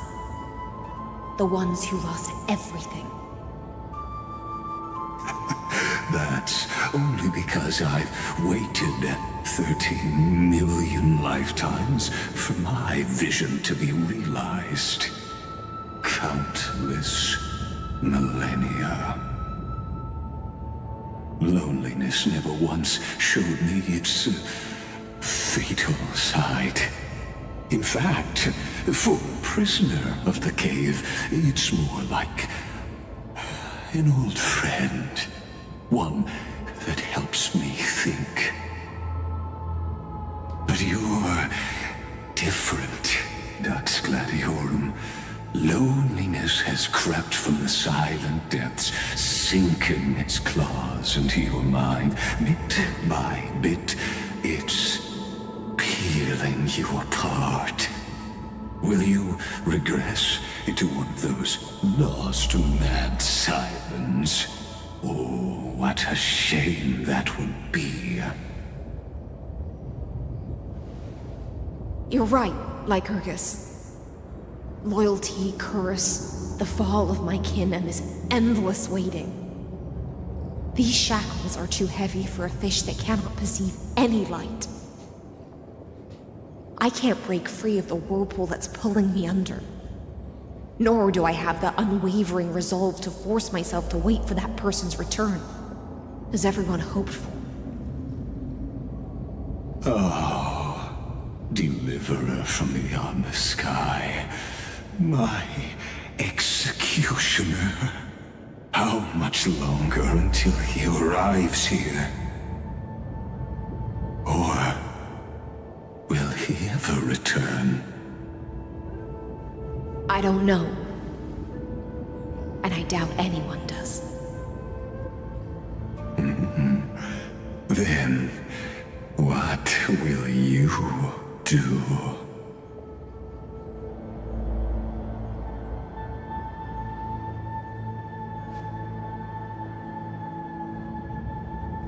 Saridra. This will be the last time I carry out your decree. Ever since you took me under your banner and made me the Dux Gladiorum, my music has belonged to others. Time and time again, I use the siren's song to lure the unwary into illusions for your schemes and strategies. Now, let the siren Electra sing for herself. Let me step into an endless dream of my own making.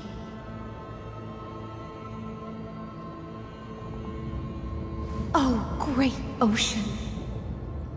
I offer you the rest of my clarity and my freedom, in exchange for the strength to stand against the nihility and honor the sacrifices of the fallen heroes.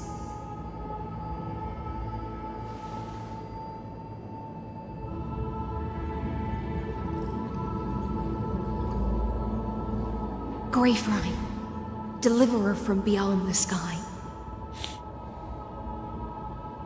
When you ride the current of time and find your way here, you'll hear my solo. It will guide you to the heart of this world. By then, I may still be lost in my self-wrought slumber, but I'll uphold my part of this long relay and guard the shackles that seal the Theoros.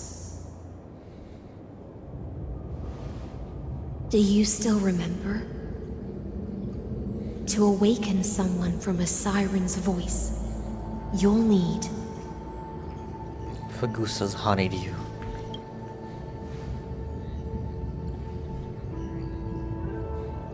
the gift I once gave you. May you still have it when the time comes.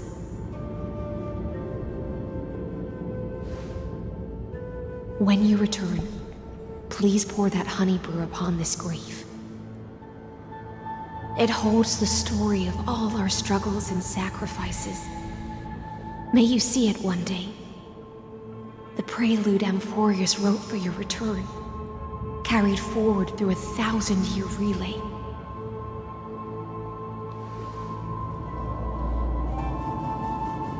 When your morning ends, I'll likely wake from my dream as well.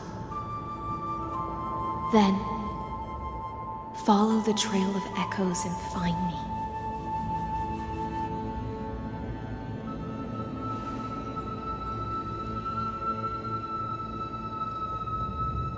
And together, we'll bring judgment upon the sinner who defiled the erudition.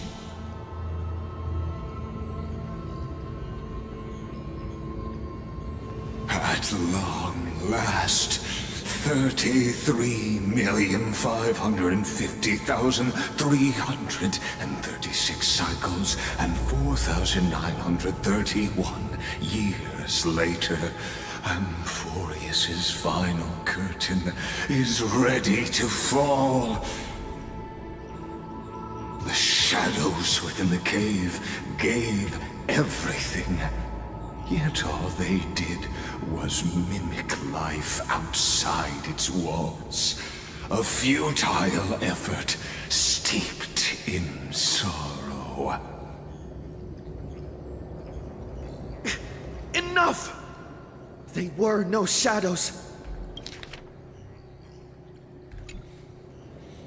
Everything they did shattered the darkness of this cave and unearthed the core flame of Trailblaze. And now, with that core flame, I'll light the dawn of Amphorius! I think I may be dumb because I don't get the analogy that Lycos is giving. Do you still choose the will of the paths as your answer in the end? I do not agree with that answer, but I respect your tribute to them. Allow me to take back my earlier words. As an apology, and in the name of Theoros, who saw all destinies in this world, let me join you in mourning. Let us bid farewell to the heroes who sleep here. And then let us face each other and decide whose flame will rise with this new dawn. Lebate for the heroes. I'm dumb. I don't get the analogy. I think I get it. I get it. I know I get it, but I get it. No, whatever. Okay. One thing I'm very curious about. What the hell is the translation for this? I know somebody probably already did it, but I kind of want to know. And the second part. We know that when the Trailblazer, the MC, was in the dimension between the world, the real universe, and Amphorius, he was stuck there for a couple of hours, or maybe an hour. I actually want to know how long is those 33,305,000 whatever cycles. I want to actually know how long it is in terms of the actual universe's time. Of course, for the Amphorius, it felt like, you know, that many millenniums. But for the real universe, it didn't feel that long. So I kind of want to go back later to the VOD and calculate how much it is that time is. And then just try and figure it out. I think it's a couple of thousand years. Right? Libate for the heroes. To the Christos heirs who gave their lives chasing flame. Their fates were not foretold by prophecy, yet they bore no shame in their insignificance. With unwavering resolve, they shed golden blood among the flame chase journey. Oh, never mind, I already translated, never mind then. Dux Fragoris, Labienus, born light calendar 3743, deceased light calendar 3960. Dux Brumalis Seneca, born light calendar 3749, deceased light calendar 3960. Dux Carminum Virginia, born light calendar 3853. Deceased light calendar 3960.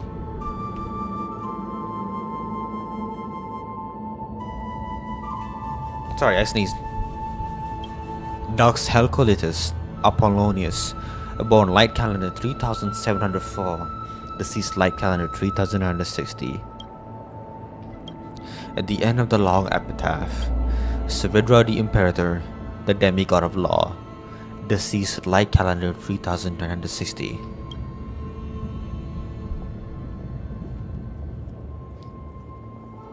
What does labate mean? I kind of want the definition. Hold on, let me Google this.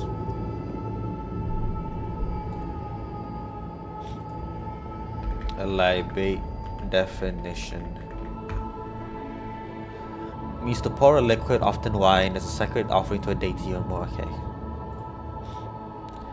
Labate for the heroes of the first flame chase journey. You pour the honey brew onto the gravestone, amber liquid seeping into the crevices of the inscriptions, as if the heroes are drinking deep with a spilled tribute. To Virginia, Apollonius, Seneca, Labienus, and Saridra. Through a brutal sacrifice, they lit the stars of law in this world, propelling Amphorius's fate forward. In the shimmering mirage of illusion, they entrusted their dreams to ride among the stars, to the hero yet to come.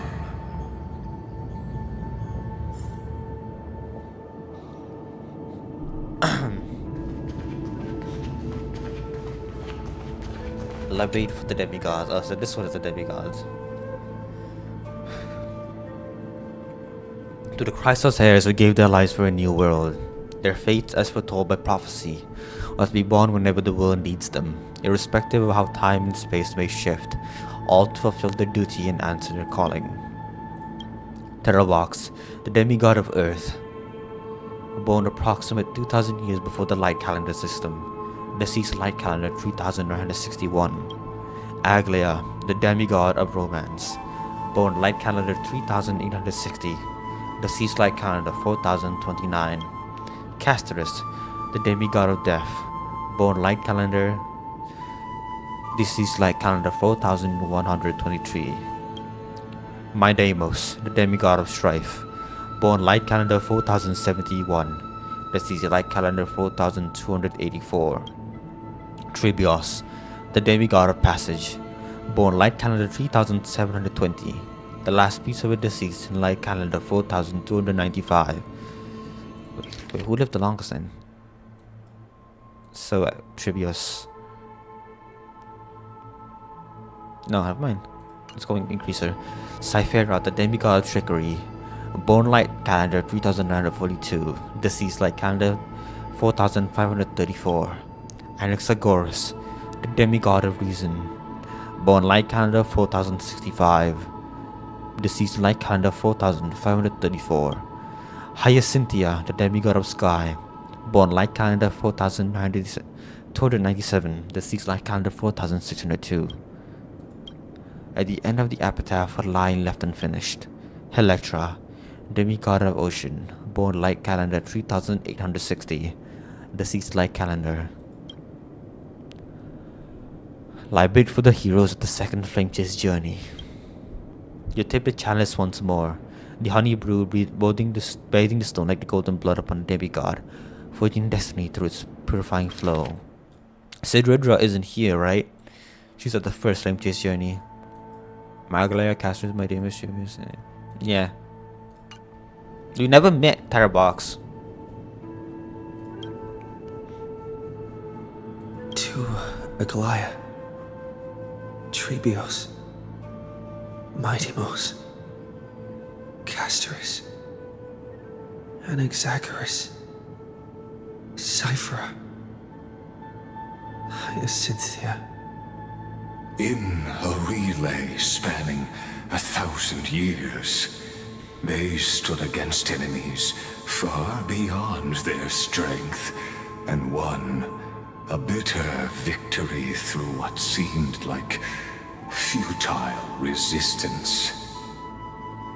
And in that same 30 million cycles, also marked by futility, they remained steadfast in fulfilling their duty to the experiment, unchanging, unwavering.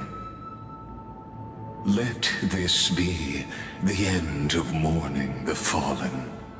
At last, allow me one final toast to the lost prison warden, a prisoner bound by loyalty.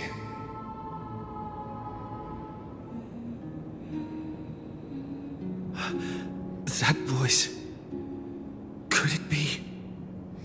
Bathed in the honeydew of Fagusa, she will awaken from her 1,000-year dream and sing the final song of her mission. High Sealants. This tombstone of the old world serves as the anchor of the Siren's illusion, a sigil Electra used to bind herself. At the same time, it is the very thing I once proclaimed at the start of the show, a microcosm of Amphorius itself. A group of prisoners bound themselves in a cave, crowning their suffering with heroism. An epic staged with shadows and echoes. Now, destroy it. End the illusion. The Theoros will take his leave for now. And when next we meet, that shall be the moment that decides the fate of Amphorius and the entire cosmos. I swear to God, if it ends here. The prison warden's dream is nearly over, and the prisoner will soon be freed. To the final execution ground, where I shall be executed, or be the executioner.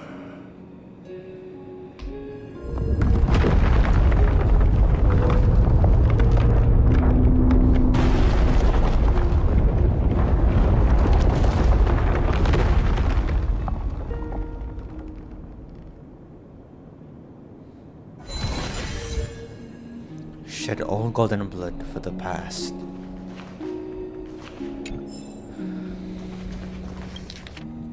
Dear Trailblazer, I never find myself unsure how to address you, given that we've never actually met in this recurrence. Miss Cyrene once joked that in this recurrence you owe me a hug.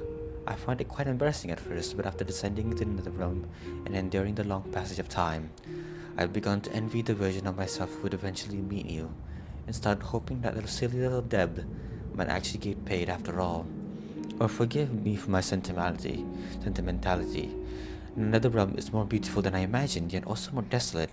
I have reunited with my sister Polixia here, alongside countless faces both known and unknown, like the hundreds of heroes lost during the first flame chase, their minds fragmented yet their insignia still brilliantly shining. Or Lady Aglia, who gifted me a nymph companion before suddenly fading into the flower fields. Not long after, Lady Tribby depleted her divine power to create a passage between Styxia and the vortex of Genesis, which Hysolence maintained over power. Before departing, Tribby entrusted me regarding this passage, and now for countless years I witnessed from the Netherrealm as my companions perish one after another, some never even managing reaching here, such as Maide, who shattered his soul into 5 pieces, or Professor Annexa, who transmuted himself into a philosopher's stone. Finally, when not a single human being remained alive in Amphorius, Hysolence had to concentrate all her divine power within Styxia's rivalry to steal Ligus. Without the ocean's power, the passage containing Styxia to the vortex of Genesis began disintegrating. And then I made my final decision. to assume the form of Netherwing's corpse and command the waters of the River of Souls to preserve that passage. Before becoming Netherwing, I racked my mind thinking what I might leave for you, but I could hardly expect to receive anyone's embrace as Netherwing. In a flash of recollection, I remembered Miss Cyrene once secretly told me that you had wished for me to send you another postcard from the underworld in the previous recurrence. So while my body can still hold the pen, I've written this letter for you and instructed the flourishing Antilla flowers to carry it from the nether realm, waiting for you to find it. Someday, when you travel that passage to the vortex of Genesis, perhaps you'll discover this nether postcard among the Antilla flowers. Or perhaps by then, I will have expended all my power and fallen into deep slumber, with all the Antilla flowers long withered. But this is certainly not our last goodbye. Should you fulfill your destiny as the deliverer, then in that bright new world, I promise I'll find the courage to ask you for an embrace I've waited for millennia too long. Caceres.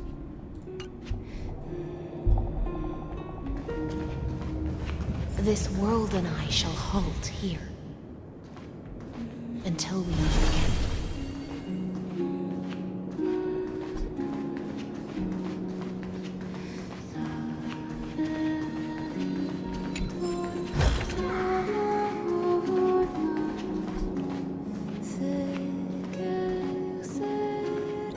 Lamb.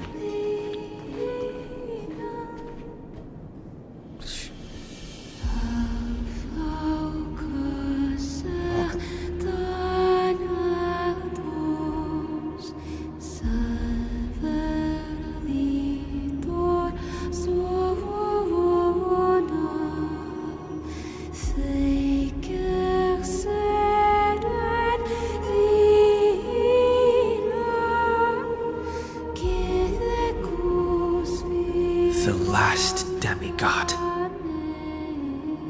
I'm here.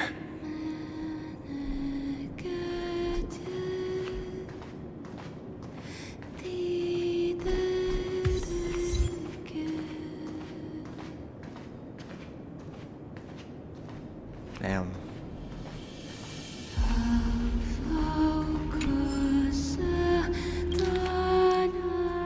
To a certain fish lurking beneath the waves, it's been almost 50 years since that tsunami swallowed you whole. Time, it seems, rushes by even faster than raging ocean waters. Since you've been gone, I've grown fond of bathing. Perhaps because the Memorial Palace has gained a certain fragrance now about new swimming fish. I now understand why certain someone loved swimming beneath the waves. The flowing waters will wash away your weariness and concerns.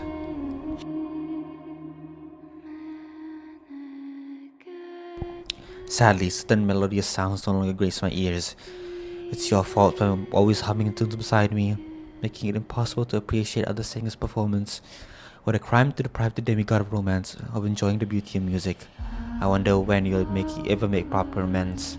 Recently, though, I've detected a familiar fishy aroma in the pool.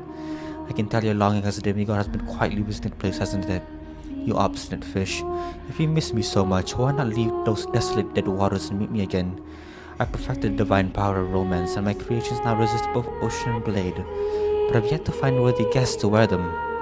Perhaps only someone of your grace who could truly honor a demigod's work. I've woven lots and lots of new garments, all hidden in my mansion's secret chamber. You know the one. Should you ever return to Akama, be sure to claim them. These clothes weren't designed for you, but I'd rather see them burned to cinders than grace the bodies of the hideous and cruel. Honestly, I don't know if you'll ever see this letter. The previous 49 received no response. Perhaps I'm using the wrong delivery method. Your priest claimed that sinking a teleslate into 60 years' depths would allow the demigod to sense it. Perhaps I should follow the Imperator's example and sentence that priest to the depths for deceiving royalty, offering her to you and your fish. But you've never had a taste for mortal blood, always cleaning away crimson stains after each killing, so I'll spare her life. I must confess, even as the curse erodes my emotions, I cannot match the Imperator's decisiveness in permanently silencing defiant subjects. I still sense people's anguish during catastrophes, through the golden threads, and feel the sorrow flowing through their hearts. The guest from beyond the sky mentioned his compassion had once trapped another vision of me in misfortune, which both troubles and pleases me. Even after 1,000 years, I could never become another Imperator, nor a cold divine statue. Today, both the military and civilians scrutinize my every move. Their collective gaze upon leader burns more intensely than ever, even that upon a demigod, and I can barely escape the scorching heat. Only in my private bath before my teachers smile, and in these letters to you, which may never be read, can I remove the burden of my position and breathe freely, if only briefly. At times, the golden threads capture the trembles of destiny, whispering to me about the end of fate, that end that draws near. Bound by the shackles of law, the theorist wields power far beyond any titan. Over the past 5 decades, as his strength has waxed, ours is weighing. A great battle approaches, and with it a great defeat. Yet I remain hopeful, for that priest of time brought promises. She and those who come after her will shoulder the burdens to come. Heroes fighting to their last breath will hold the tide of misfortune. The deliverer, though gone on a journey, shall return to herald our ultimate victory. I choose to believe her promises, and I believe, no, I demand that you take up on new duty in the future and embark on a new journey. May my selfish request stand in place of a royal decree, guiding a lost fish to new waters. Though I've said all this, I shouldn't mourn what fate has decided. Yet the waters within my heart still stir with regret. If only we could enjoy one last feast together in these peaceful yet passing days. If only I could receive one final lesson of swordsmanship from you in the city you've defended. If only I could whisper one last word of wisdom to you, the night before you depart for war.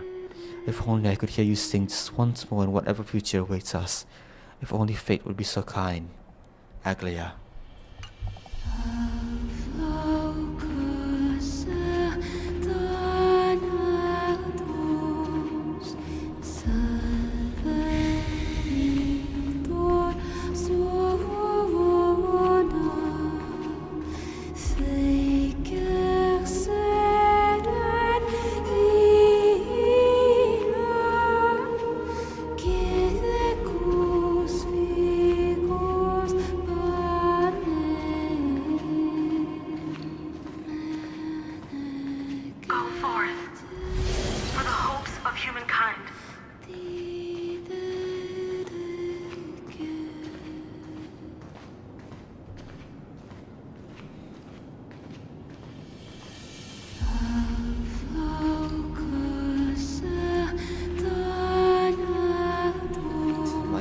It's giving me shivers.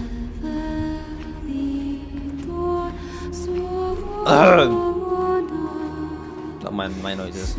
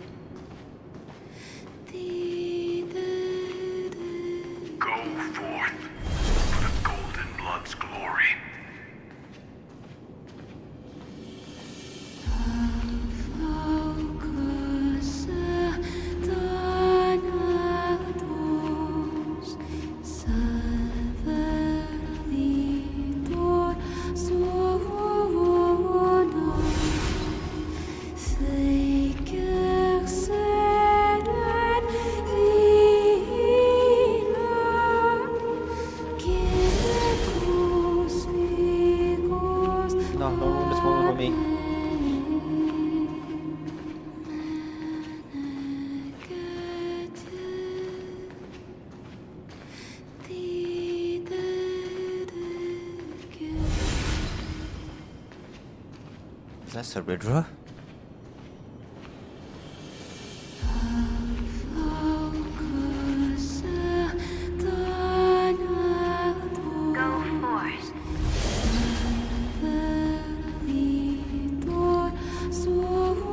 No, game, don't do this to me.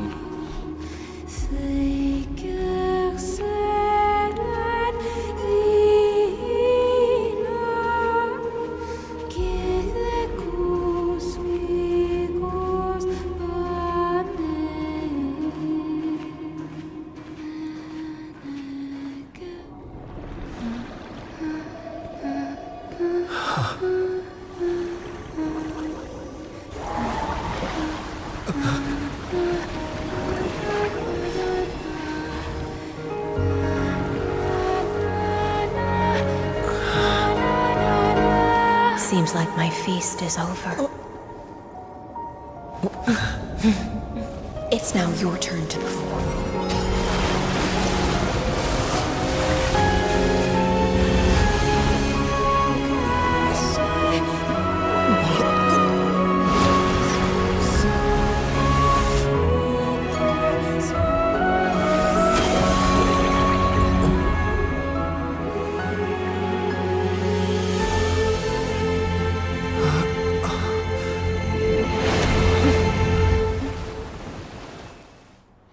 The final core flame.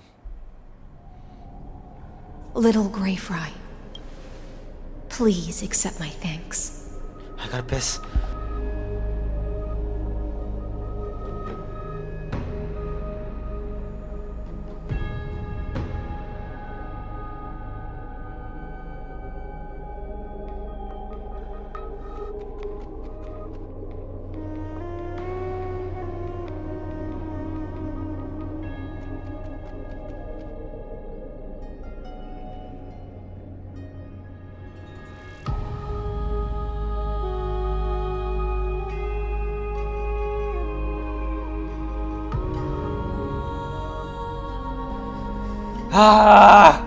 The song is too good. I'm gonna loop that later. Those kinds of song always reminds me of like, not those kinds of song always remind me of those songs whenever I hear that orchestra type of song in video games. I always feel it's always so emotional. It always resonates with me. Those kinds of songs are the songs that most resonate with me. Whenever I hear in any video game, actually, it's not just Sariel or Nier. Any video game I hear it from, they always resonate with you. I guess I'm gonna be looping that later tonight. Little Grey Fry, please accept my thanks. Usually I wouldn't. Usually my problem is that I don't drink enough water. But apparently these recently it's the opposite. I've been drinking too much water. I was the only one left after the world was destroyed, and I maintain this lonesome feast with my songs. I have prayed to that lightless sea for centuries, hoping it would reply to me.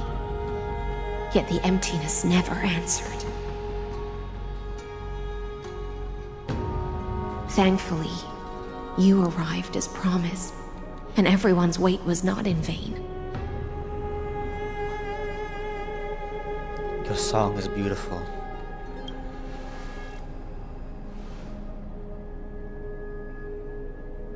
Thank you, final audience of mine. This is probably the last praise I'll ever hear in my life. Now, you and I will walk towards the end of this world. The heroes have waited for this moment for far too long.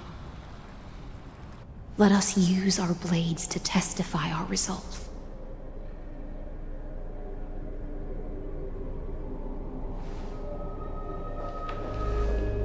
Oh, prisoner of the seas. Theoros carrying 30 million cycles of sin. Slave of erudition. Show yourself. The Deliverer has returned. And the time of your execution draws near. I see an awakened human who has mistakenly taken fallacies as truths and has returned to the cave to try to bring his friends into the sunlight he once bathed in. Alas, prisoners will always be prisoners, blind to the very chains that bind them. As the only other existence with free will in this world, I express regret toward your choice. But I shall retain your right to express yourself. After all, every actor should have a final line before they bow out. It's time to end everything. I eagerly look forward to it. The last dusk this world will ever see shall become the climax that decides the fate of the cosmos. Oh, what an appropriate end.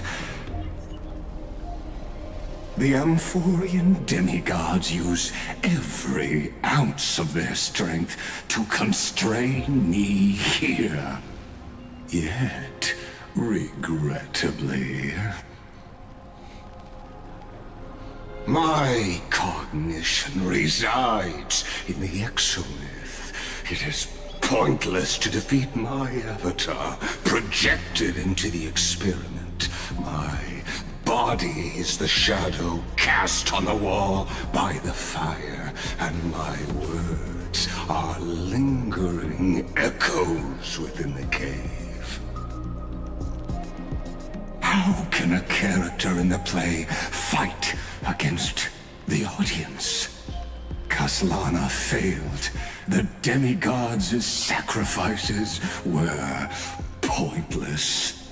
As for the two geniuses you placed such high hopes on, I ask of you, where are they now? I counted 360 of the Imperator was assassinated.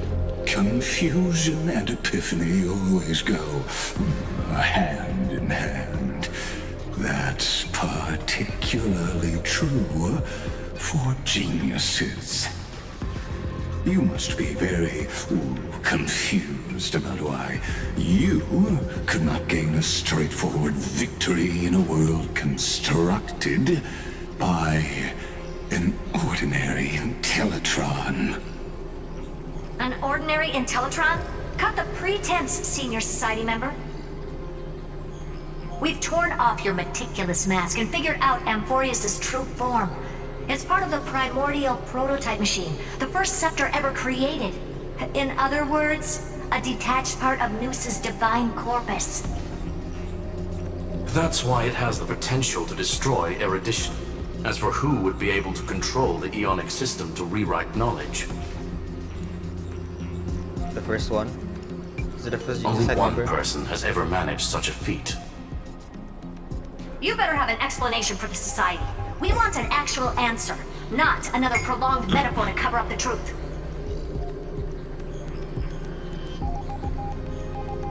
Why are you the one doing this? Answer me!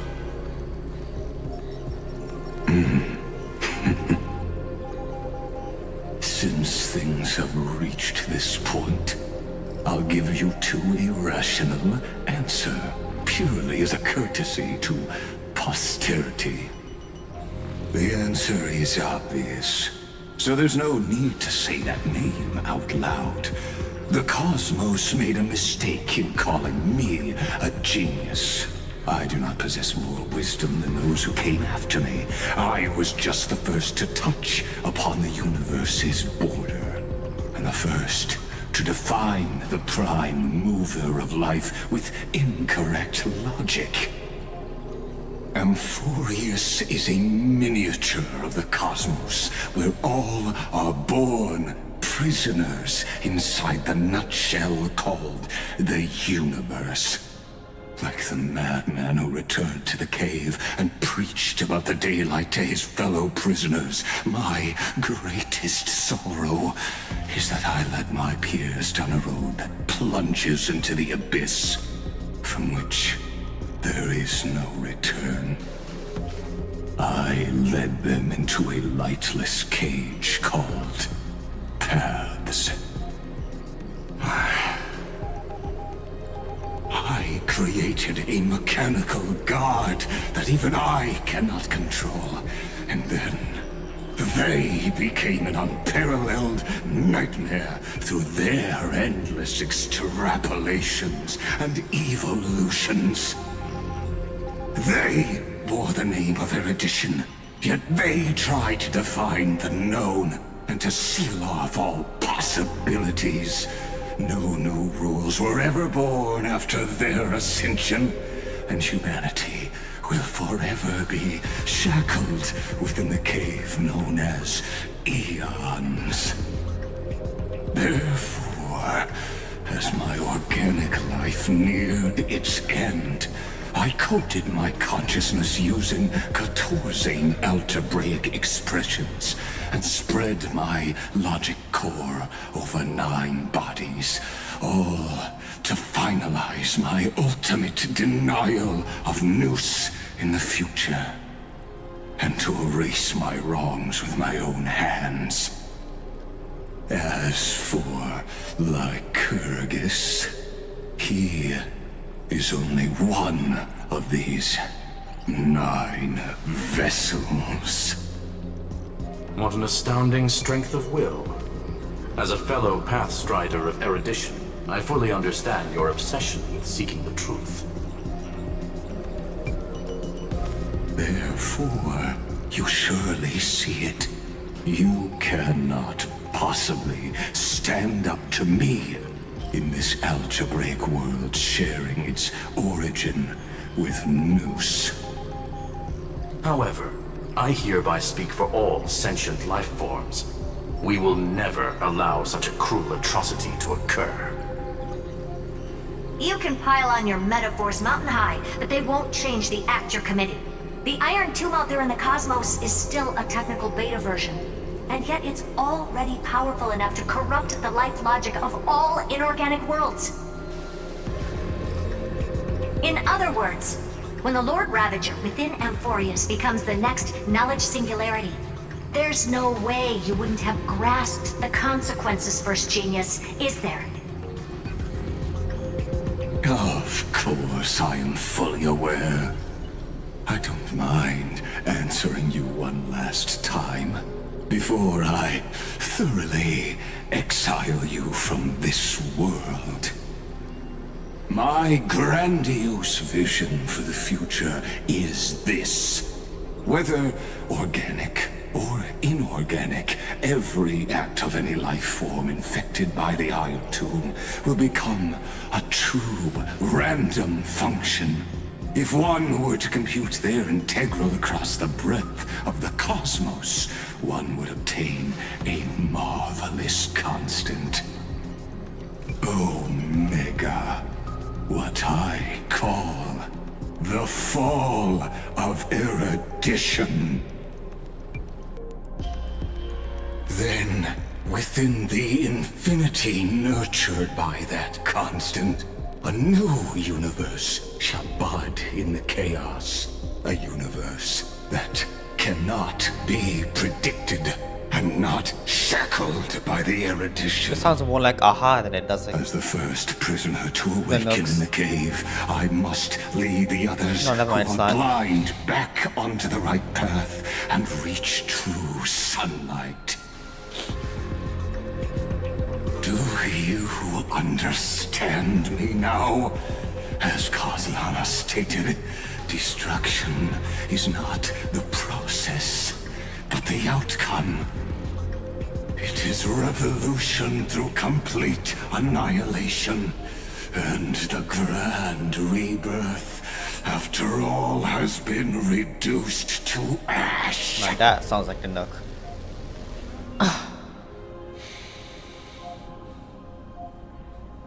That's not a reason for you to toy with fate.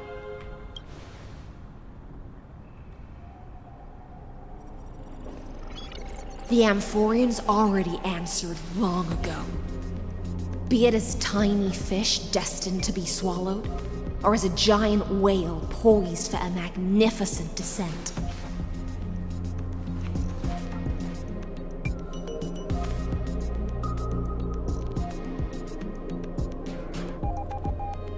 We will all fight against fate till our last breath.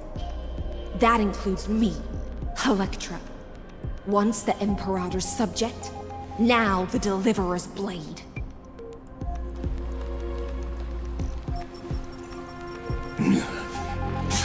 Oh, such noble chivalry.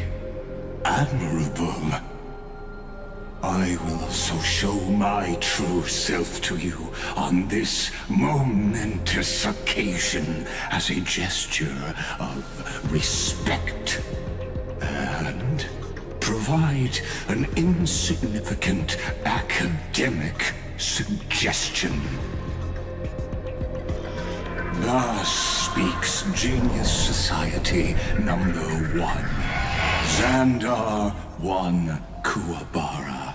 The Entelechy of the universe's Alpha and Omega. There's no need to rage against the truth. The value of any formula resides only in its answer. As for the process of solving it, no matter how elegant, violent, solemn, or humorous, it is all utterly meaningless. As the Theoros, I will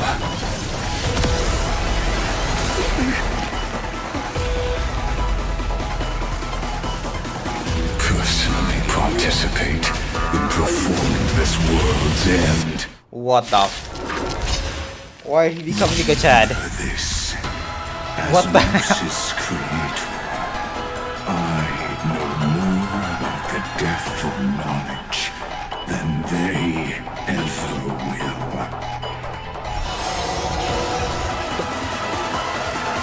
When Zondra switches to evolution mode, enemy targets appearing on the battlefield or element perspective being summoned can accelerate Xandra's mode switching. Careful. This is Hey, yo! What the? We can do it all!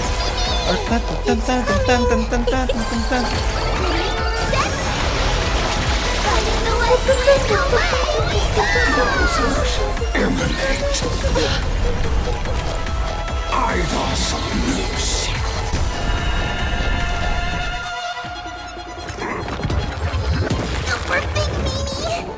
Maybe I should switch to Finon. We'll try this without Finon first. Please, wait here.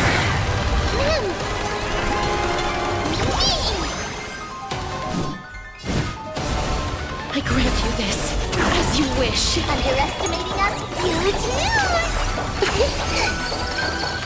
Trust me.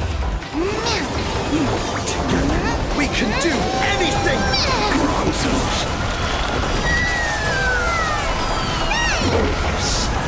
Logic is not a weapon. It's a pair of shackles. Allow me to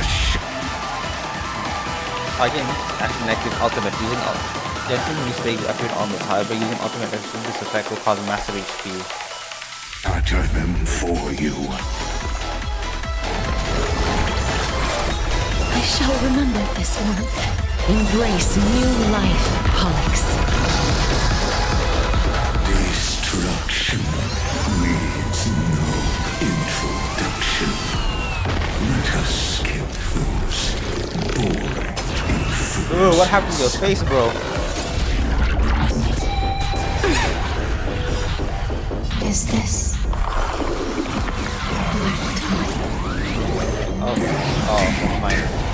But I prefer to call it a method of argument.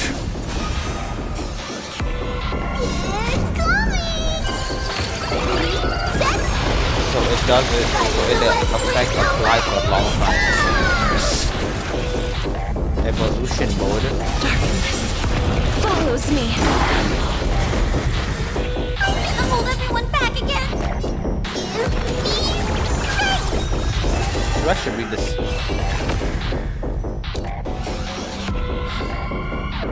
Use Corey Prime movers to outcome of the one more instance any targets.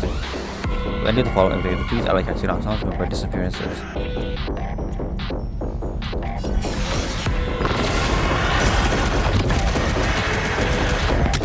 5 health bars this guy got, bro. Entities must not be multiplied beyond necessity. I do not mind demonstrating this to you personally. Hang in there. I'll do my best to repel the tsunami of destruction.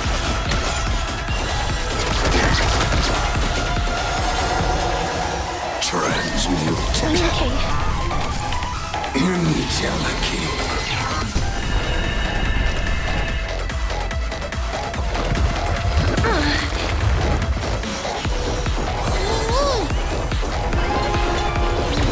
Yeah, this music though. Trust me. Together, we can do anything!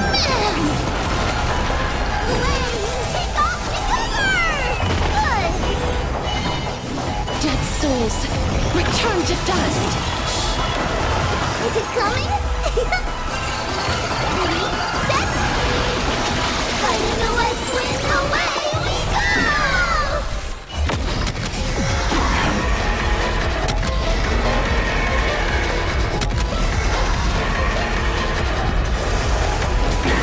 Don't worry, I'll do it.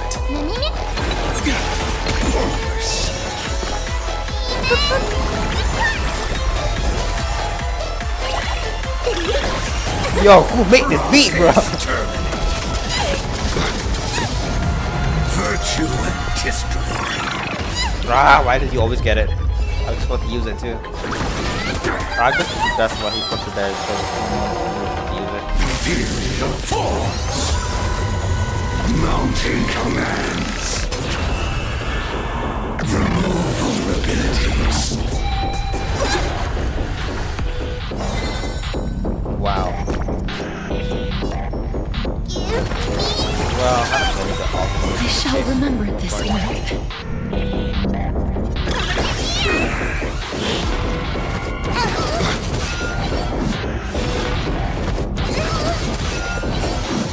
Okay, do they still have it? They don't have it anymore. Okay. Aside, amateurs. Fiends or devils, I'll crush them all.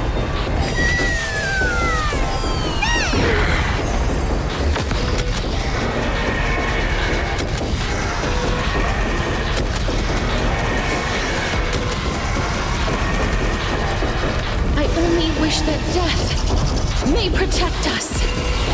I see it. Target the connector between his thoracic and lumbar vertebrae. Destroy that spot. Embrace new life, Pollux.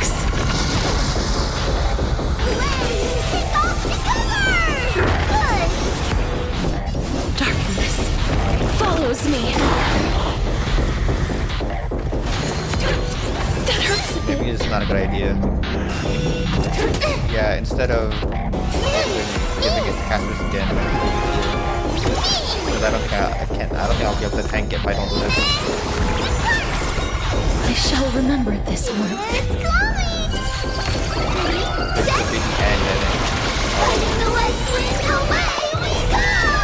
Okay, another one then. Trust me. Together, we can do anything!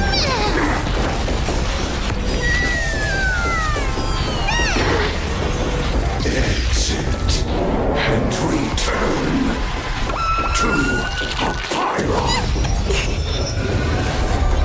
That reminds you so much of the Big Bang.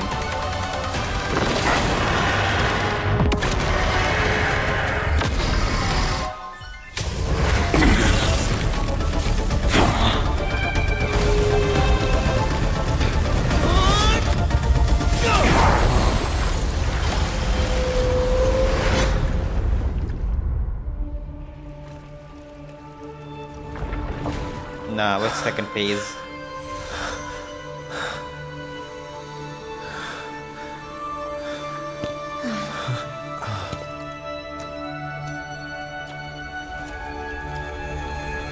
All is is futile.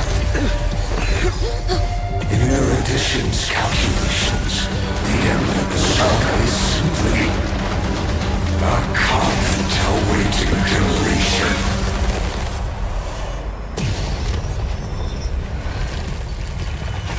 I don't like such a cold statement, okay? If numbers can decide the end of a story, then we can surely also pen a new beginning.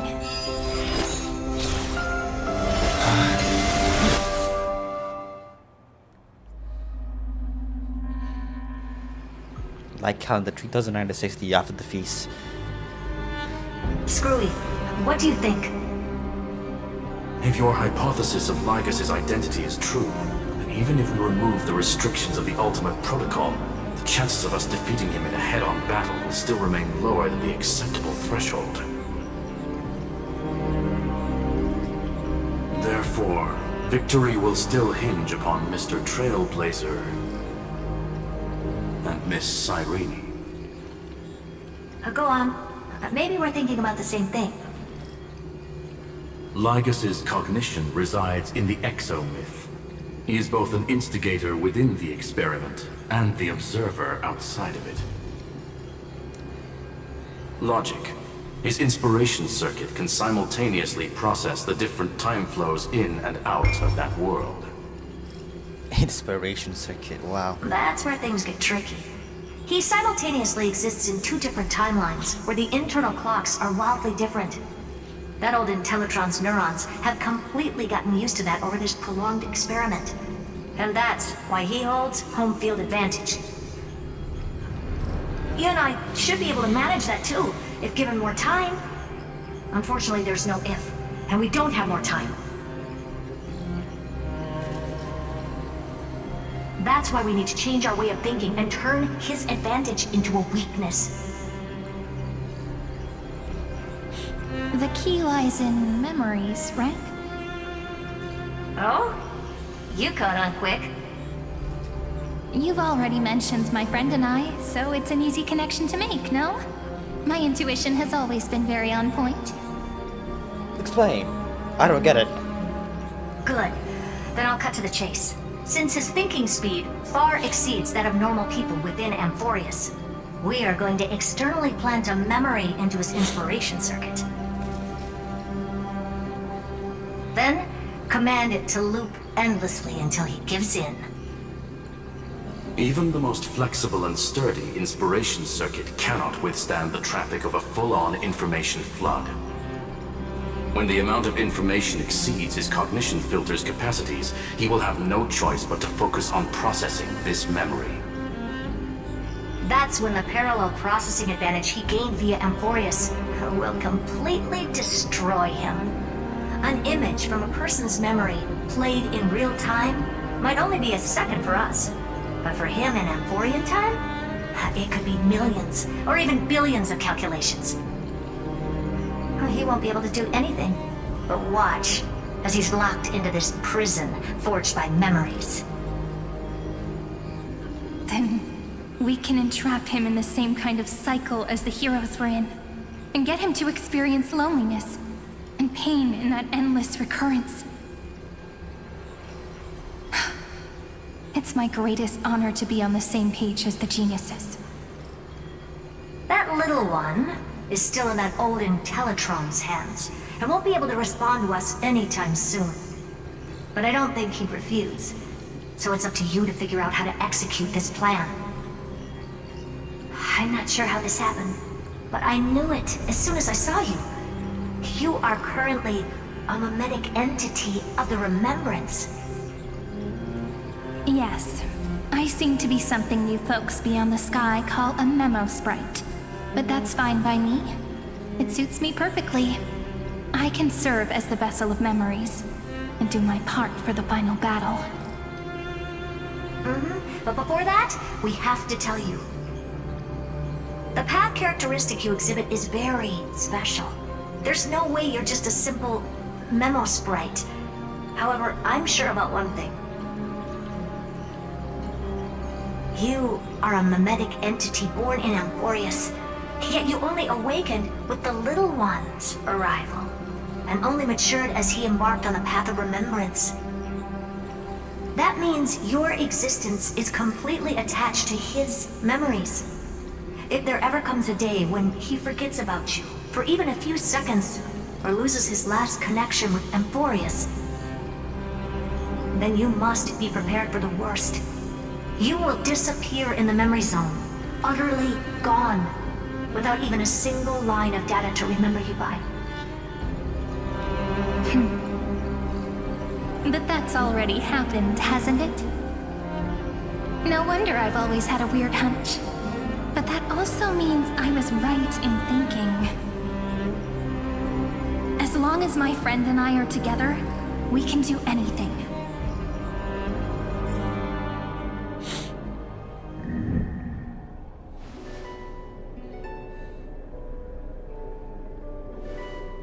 Long time no see, friend. Did you miss me while you were away? What's up, bestie?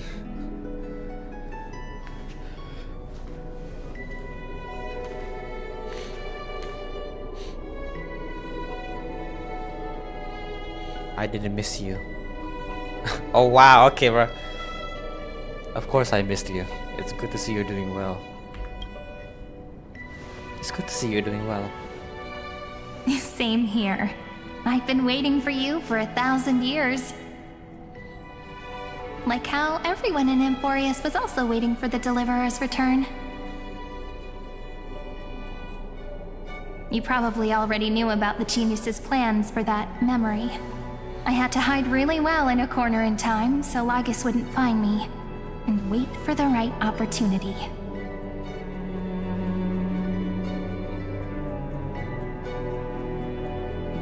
Which is now. The moment when his manifestation in this world is destroyed, and his twin timelines are intersecting.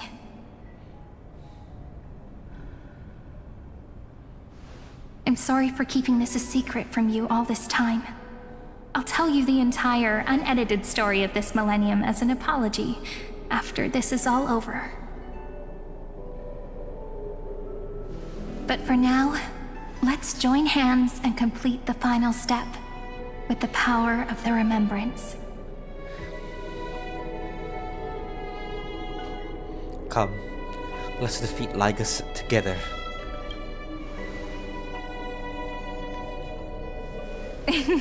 Yep. By the way, speaking of joining hands...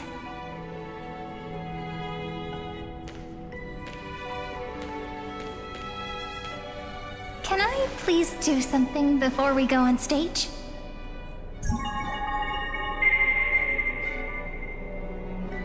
Remember the joke we made back at the Grove? Look!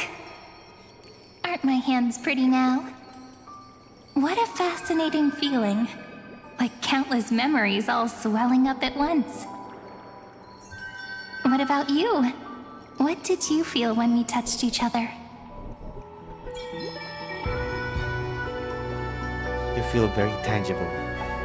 I'm a bit nervous. Are you nervous? Me too, actually. You and I weren't so reserved around each other when I was still Mem. Human interactions are truly fascinating. Now, please remember what you're feeling right now. Write it down in your heart and keep it there. Memories you want to treasure will never fade away. Even if immersed in the long river of time, these memories will still leave traces of their existence. So, if the view in your memory ever grows fuzzy, just reach out and touch it. It's like reading bedtime stories together at night. It wipes away the chill of passing time, sharpens the outline of memory, and restores its power to nourish the spirit. Now, I'll carry this power with me, and for a little while, I must part from you, as I step into the long cycles of this world.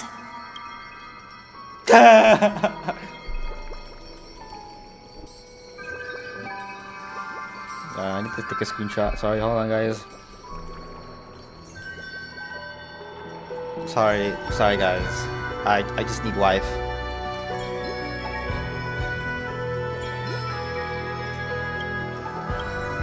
Give me your blessings, friend. Then, let that bright future be as we have written. Then, I'll leave it to you.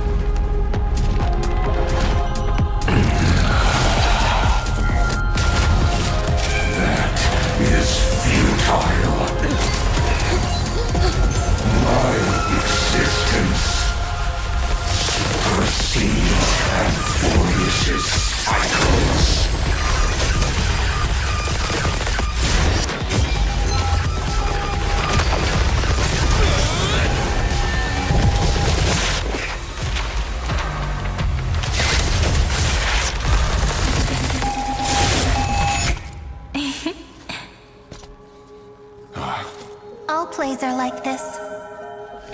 Once you're on the stage, it's hard to return to the audience. Welcome to our story. How does it feel?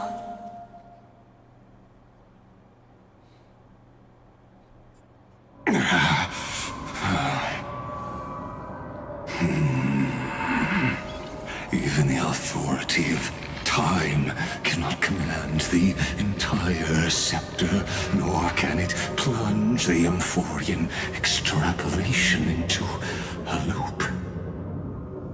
If this was no system malfunction, then was I implanted with a mimetic entity of the remembrance? You guessed it right away.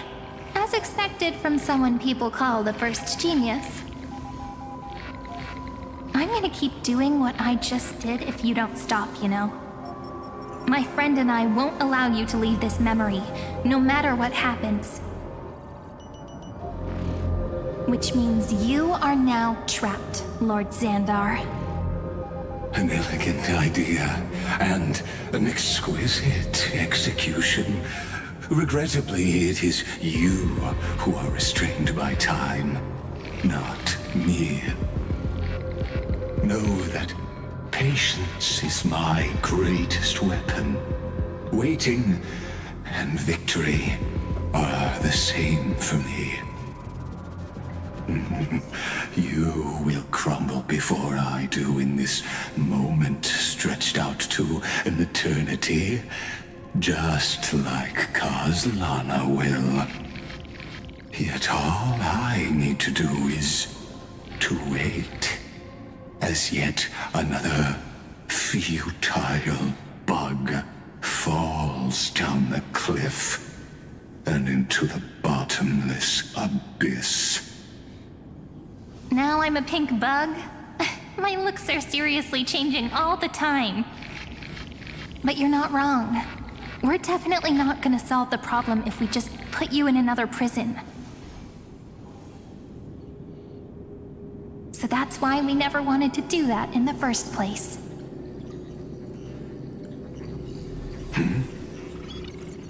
I shall answer your confusion purely out of my respect for those who came before me. Have you heard of the synesthesia dreamscape in the Asdana system? Interestingly, that place once had a prison too. Life forms living in that environment, abundant with memoria, have a chance to connect their perceptions with each other's. Even across great spatial divides, they're able to detect shifts in one another's states. I call this phenomenon memory zone entanglement. In Asdana, people made use of that phenomenon to build a nation within a dream, after adding in the catalysts of harmony and remembrance, that is. Is that how you walked into my prison cell, using those same principles? I would much rather call this location our negotiation table, Lord Xandar. Nonetheless, your hypothesis is correct. We happen to have an ally skilled in tuning, while the Trailblazer and Miss Cyrene both have an astonishing amount of resolve, which I'm sure you can testify to. I am also sure that with the support of such a resolute memo sprite, our conversation can last for a long time. I'm the best at listening to stories, you know? I'll leave the exciting clash of the erudition to you two geniuses. A brainstorm? I like it. And it's 2 against 1? Well, I like it even more. Let's talk, Xandar. Take a guess. How much do you reckon we can dig out of your brain before the next second? And how many ways can we find to deal with you? Besides, in your current predicament, there's no way you can take our trump card away.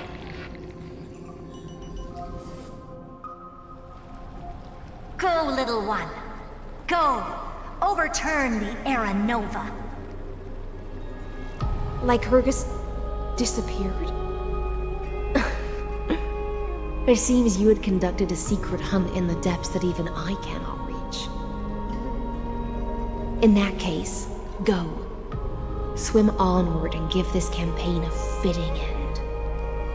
I shall send you off with my song, Grey Fry. May this song penetrate time and become the prelude to the new world.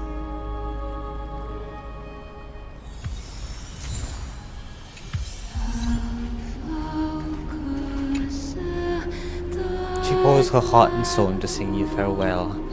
For 1,000 years, this melody has never ceased since Styxia. For the end! Time to piss for the last time.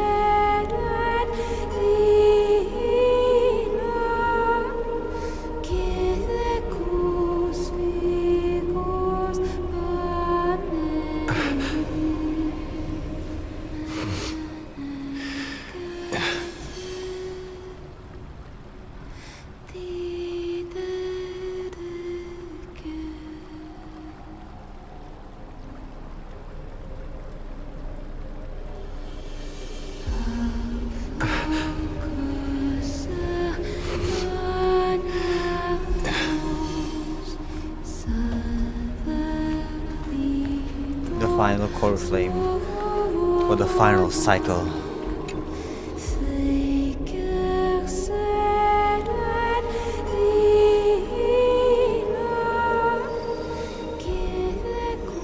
At the beginning of the end begin.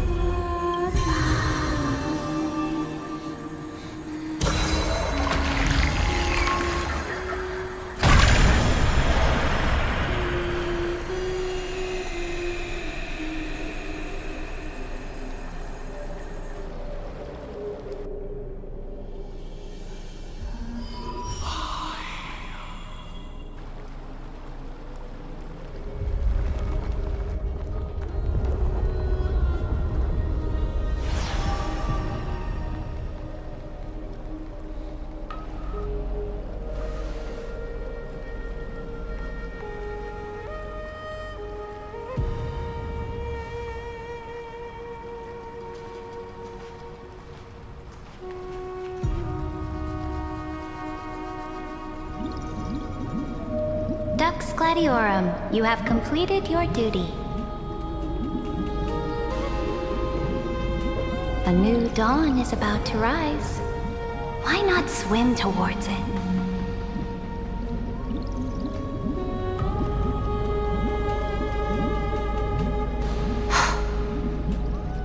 You died long ago, Imperator. Depart from my mind. But your duty towards the Imperator did not die with me. That duty will bind you no more. you will be able to hold for yourself one grandiose feast after another in the endless days to come.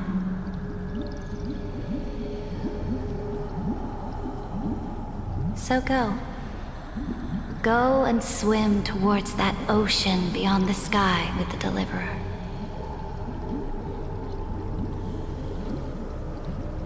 Is this? A page out of that sidekick's book. I commanded her to gift this page to you when everything finally reaches the end. What's on this page? Memories. Lifelike memories. That sidekick found me after the bloody feast 1,000 years ago and showed me her diary. Which I never actually interact with at all. I saw within that notebook.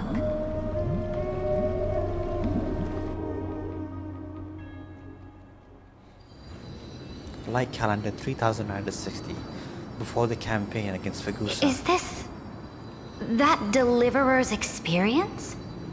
It's truly immersive.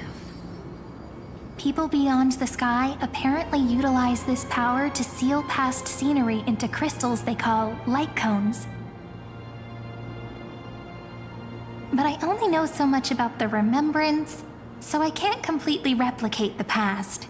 But I'll do my best to talk about the missing parts. I'm all ears. Go on then. Do your best. But if your chatter gets too boring, or if I deem it offensive, then law will become forever beyond your reach. Got it. I'm sure you'll find this to your liking. After all, it's human nature to want to embark on a journey into the unknown.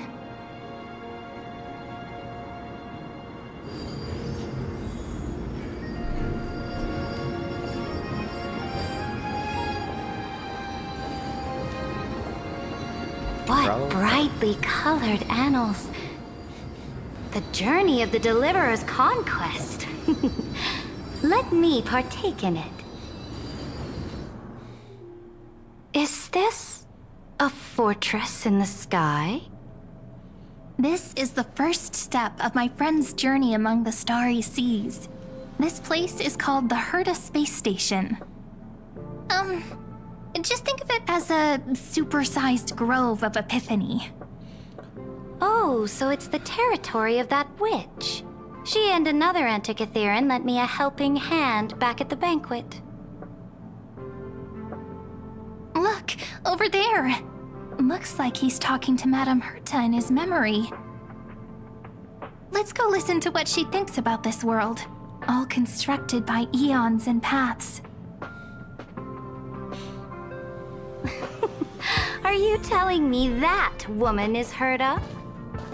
She seems shorter than I remember.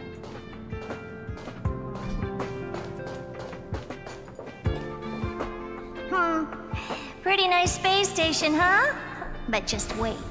After a couple more stops on the Astral Express, you'll see sights that'll make this place look ordinary. Oh, the cosmos is so vast that the unknowns far outnumber the knowns.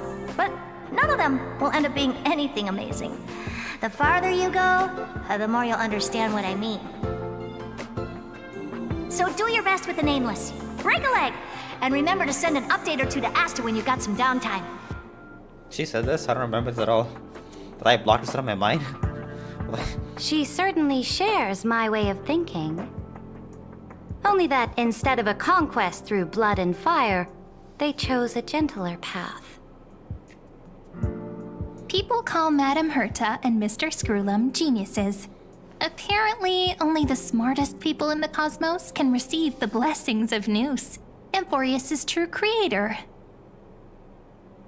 Do you mean that even individuals of such nobility are merely subordinates to a god? On the contrary, after all, it was the very first of them who created the god.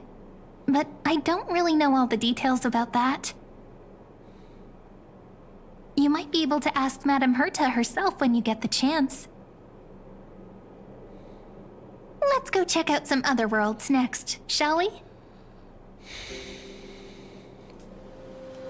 I wouldn't say the Hertha space station is that stop big on the as journey big as a world. has Smaller a than lot world. of similarities to Amphorius. A snow-covered land? Interesting.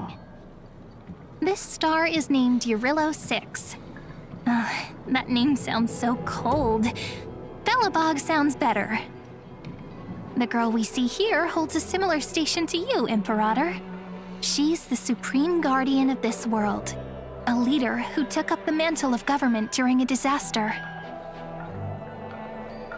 I did not expect the Empress of this world to be so young. Well, your appearance isn't much older. The object in the distance resembles Nikador. Is it a weapon? No, it's called... Right! The Geological Reconstruction Unit. Just Giorios' Titankin? Disappointing.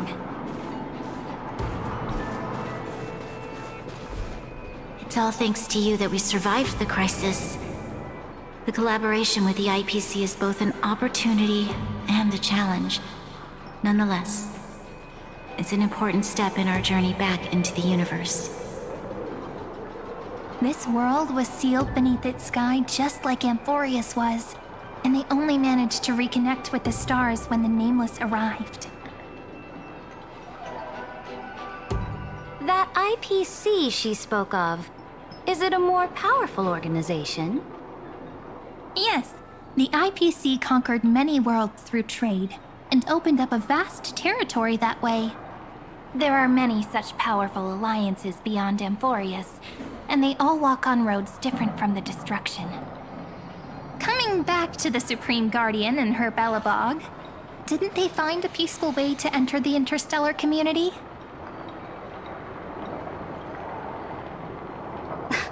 That cannot be true. That IPC would never have grown so big on trade you're not wrong. alone. It may pretend to be a wealthy merchant with clean hands, but I am willing to bet that it grew fat on gory oppression and bloodshed. Its path of conquest must have had no mercy for the weak and would have destroyed them if needed. Are you telling me that this snowland never thought about tossing its dignity to the wind and kneeling to the IPC? I will not believe it. I will never allow the Imperator's empire to be sullied by others. Amphorius must become a power so strong that no interstellar foreigner would dare to look down upon us. Imperator, Belobog isn't as weak as you imagine. Listen. I indeed hesitated. But now I understand what we must do. Belobog must learn how to walk on her own, until she no longer needs the support of others, and can stand on her 2 feet among the stars. Even if I may not live to see it, I believe such a day will surely come. They still have their dignity intact. One day, that hope will melt through the ice and help them into a prosperous tomorrow. But the order of the cosmos is already set in stone. The old laws decree that only the strong survive, binding the weak in an unbroken chain, until they wither and turn to dust. Unless they embrace the power of the destruction. Amphorius must shatter the old law and become the new order among the stars. Speaking of the Order, another one of my friend's companions may be able to enlighten you further on that. Let's go to the next page. Can I cannot, it seems.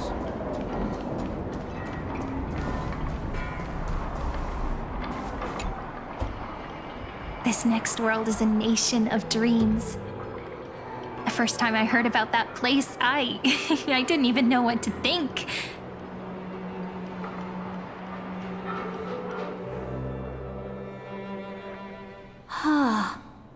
Such opulence does indeed evoke astonishment. This world is called Penacony, an eternal city built upon a land of dreams. It's also my friend's previous stop, where they went through a risky but exciting adventure. Tell me about it then. That man standing afar has wings on his head. I am truly curious.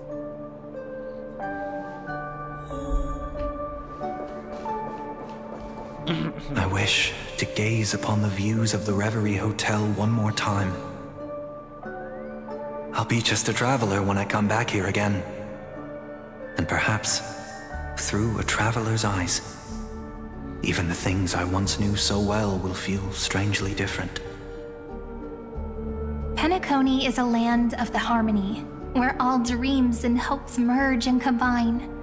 It believes in unrestrained freedom, and that's how it lost itself in shallow delights. Then, this young man before you chose to rewrite its laws, using the power of the Order, hoping to shape a dream-bound paradise of perfect happiness. Yet, the paradise of my dreams remains far away. Perhaps a brief journey with the Nameless can show me more possibilities in my search for paradise.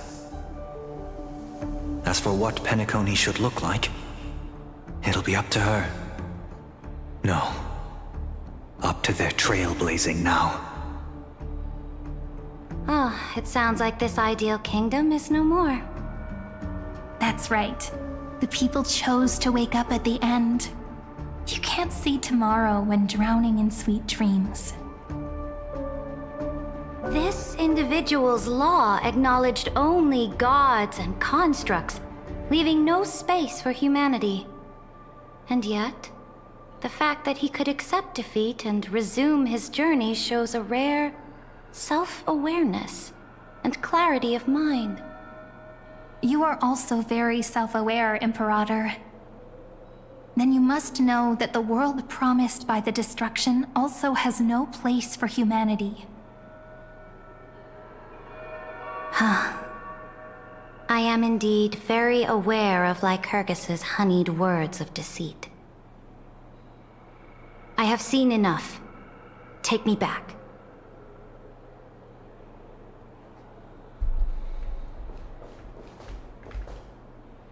Huh, the lights are still shaking. Then let's wrap up this trip down memory lane with one last scene. This absolute wonder. Isn't it pretty? That's our Emporius. Our world flows and meanders in this endless band of light. Though we were born from the designs of the gods and are not yet truly alive, the Chrysos heirs of Emporius still chose to stand against fate and carved a legend no different from that of humankind. Will you really renounce the heroes in this world's previous 30 million cycles, Imperator? Including even yourself? Will you bow to brutal destiny and allow that puppet master named the destruction to have their wish?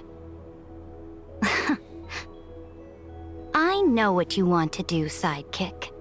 You want to use that deliverer's memories to influence me and tilt the scales of law toward him and the two geniuses. You really saw right through me, Imperator. How can one rule an empire if one is incapable of understanding people's minds?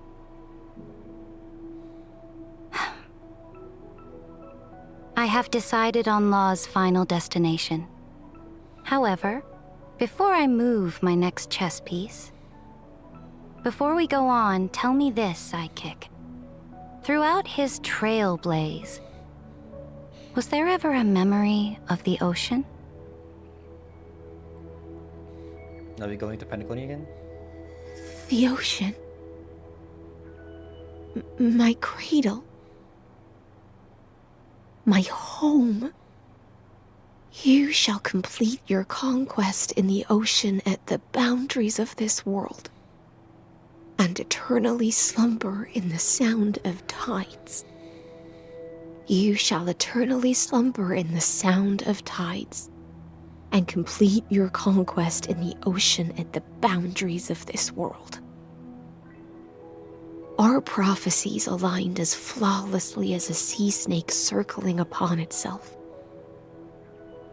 An elegant loop, like a joyful hymn.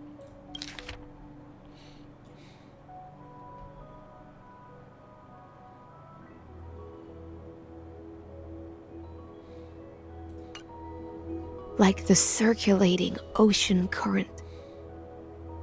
Like our two fates. Like Amphorius itself. I counted 3,960 at the end of the campaign against Vegusa. The trial is over. So tell me, who will own the divine authority of law? I won't give it to anyone. What? I am the law. Why should I give my imperial crown to any other? Both the Deliverer and the Theoros came from beyond the sky. They have no right to interfere with the lands I conquered with my own two hands. The law of Amphorius shall be determined by Amphorius's master. What exactly did you see in the trial? Everything. I saw everything regarding the rules of this world's operation. I saw the laws of extrapolation that Theoros spoke of. I saw the ultimate protocol. As long as I offer a sacrifice of equal weight, I can rewrite the laws of this world according to my will. I can turn good into evil, ugliness into beauty, and weakness into strength.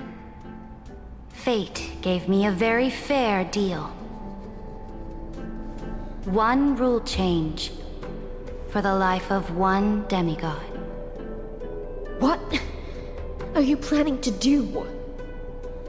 You can't guess. We can conquer the stars without relying on any power from beyond the sky. We just need to make some reasonable sacrifices. Your ambitions have already made so many people give up their lives for the law. And you're still not done? I am determined for Amphorius to stand on her own 2 feet among the stars. You are beyond reason. You think such a simple and hypocritical statement can justify your atrocities. There's no new without destroying the old. That's what you consider an atrocity? Ironic, for that is also the unchanging law of Amphorius's revolutions. Ever since the Flame Chase prophecy resounded in the distance, fate has decreed for the Chrysos heirs to ignite our blood and illuminate this dark age. People would still be puppets of the old dynasty if it weren't for my conquests. But your world doesn't seem to be any different from your predecessors. Bloodshed, tyranny, oppression. You're making the same mistakes they did. Go and see everything for yourself. Go to any library I've built. Go listen to the rumors on every street corner. Go and witness how the Imperator crushed the old laws and forged new ones. Go and see what my conquests brought to this world. I cleansed the Chrysos War's filth, and mended all the conflicts left by the Arabellica. I restored Akima's might, and allowed mortals and Chrysos heirs to face each other as equals in the Council. I punished all sins, and rewarded all achievements. I smashed Talantin's shackles, united humankind to save themselves, and started the Flame Chase era. That's what the Imperator has done in her glorious life. So now, hearken to my final words. History will eventually forget Saridra. but it will never forget the Imperator's people or the Flame Chase era she began. Final words.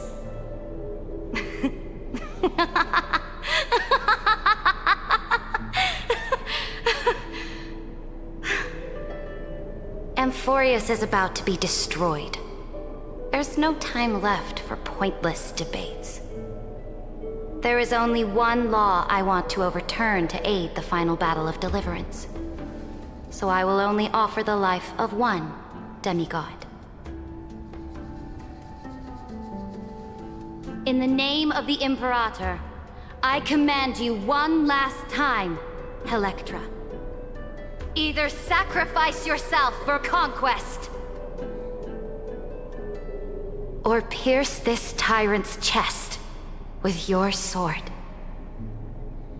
Thus, the Imperator concluded her final speech. At the end of her life, at the last moment before she stepped onto the altar, she gave her most loyal subject the choice to decide fate, just as she promised her compatriots before her very first campaign. My blood flows in you now. Heroic compatriots, follow me, and we'll seize fate's reins! The Imperator fell. Some say that the Dux Gladiorum turned traitor and killed her liege. Some say that she imprisoned the tyrant in a shallow pond of water, then left. Which meant the Imperator had to kill herself to rewrite the law. There are countless stories about her death. All we can be sure of is when the knight left the vortex, the Imperator was still mumbling about their past conquests together. The beginning and the end of her existence. Imperator, wait! How could someone of your status come to the front lines? Let me be the flag bearer! The troops defending the pass to the west of the grove, have they surrendered? They ran as quickly as they could when they heard your name. The Golden Cocoon Pass is now in the First Legion's hands. Good. Who the hell What is about the drag- Delosian militia? The horse? I don't know what that is. The Third Legion set fire to the mountains and flattened everything west of the basin. They just need a few more days. That is enough. We cannot afford to miss an opportunity for victory. Lastly, how many Ladonian cannons are left? They are no more. The Second and Fourth Legions have destroyed them all. Very good. They now have no way out, no reinforcements, and no artillery support. We will be able to liberate the Grove of Epiphany in the blink of an eye. We will launch the final charge 1 quint after the curtain fall hour tomorrow. Remember, as long as the Alliance's flag still flies on my shoulders, you must keep moving forward. Take no prisoners among the enemy's soldiers. All sages who resist are to be captured and tried according to martial law. And do not destroy any books. Now go! Notify the entire army. Understood! Those who are resolved to die, we salute you. Reporting in. The mountain dwellers are resisting fiercely, and the legendary Mountain Breaker has personally engaged in battle. Their formations are nigh impenetrable. Then cease our frontal assault. Send scouts to all legions and tell them to retreat into the Tritos Plains before the parting hour. Are you planning to surrender? It's a strategic change of plans. The seismic walking dragon is enough for that battlefield. Walking dragon? You mean that stupid beast, Terravox? What can they even do? Oh, he's a dragon. Stupid? No. They are the wisest of all of Giorio's creations. Only they can perceive the currents of time. Let them deal with their earthly brethren. We will advance and take the lead in defeating what remains of our enemy. I will deliver the most fiery retribution for the humiliation they dealt us, and crown myself with a god-slaying wreath. Understood. I'll see to it. Those who are resolved to die, we salute you. The Temple of the Three Fates sent a letter, Imperator. They refused to surrender and said this letter is their last warning to us. Tell the commanding officers not to launch any attacks unless they receive the Imperator's handwritten approval. Disobedience will be punished by death. What are you doing? The priests of the Three Fates aren't soldiers, but politicians. Do not mistakenly believe they don't have a plan. These dying pests will wring out every idea from their brains, all for short-sighted gain. They are much shrewder than we are. I am inferior to them in that regard. They also have the prophecy to wield as a weapon, something I am not blessed with. Launching an unplanned attack will only disadvantage us, as all of Emphorius will judge our actions. Which means, I will be heading to the battlefield myself, just as I have always done. This time, however, I will go alone. I will conduct secret negotiations to ensure fate is on our side. Understood. The legions will make their preparations. Those who are resolved to die, we salute you. Why are we not allowed to march out with the army, Imperator? This will be a long voyage with no return. Those of you who bear the prophecy cannot come with me. Why are you personally leading this battle if it's doomed to fail? The Flame Chase journey cannot be without a leader. That is correct. I'm kind of confused right The now. Empire will be without a head when the Imperator falls. But remember, as long as you seize the right opportunities, even a chaotic game will remain winnable. My departure will create a long staircase for you. You will understand what I mean when news of my death reaches your ears. Saridra, is our journey about to be over?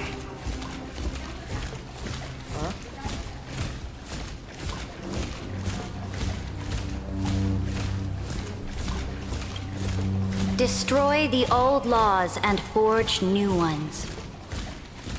My conquest has reached its limits within the borders of Amphorius. Since the prophecy already decreed that the Imperator would never conquer the stars as she wished, I will bow out here and try no more. More Chrysos heirs bearing divine authority will be born, and many more heroes will arise. Will they demand peace or war? Will they resist tyranny or become the next Imperator? I do not care. The children of the future will decide for themselves. Do not mourn for me. Anyone can kill the Imperator. But the only one who can truly destroy her is Saridra. At the end, I faithfully recorded the most important battles in the Imperator's life. Her conquest was about to be completed at this point in the story. However, for some reason, a memory suddenly entered my mind just as I was about to put down my pen. It was a journey on a fantastical train. I had the honor of having a heart-to-heart conversation with the Imperator under the stars, and I asked her this question at the end of that discussion. How do you want history to remember you? As a hero who gave up her life for the Flame Chase? Or as a tyrant? She answered so quickly, as if she had made up her mind long ago. I would rather be forgotten than be defined.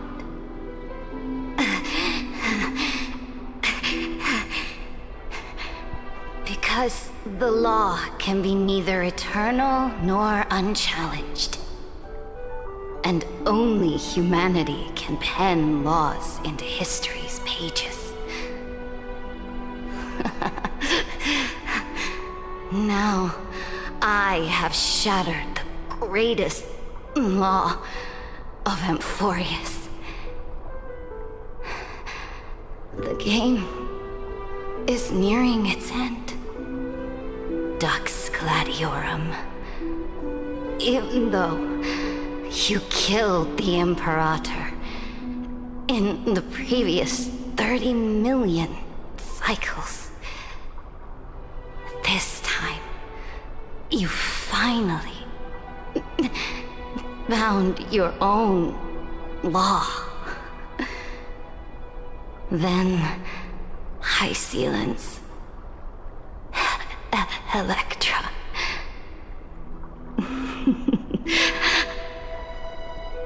I will ask someone to deliver the prophecy's ocean at the boundaries of this world to you.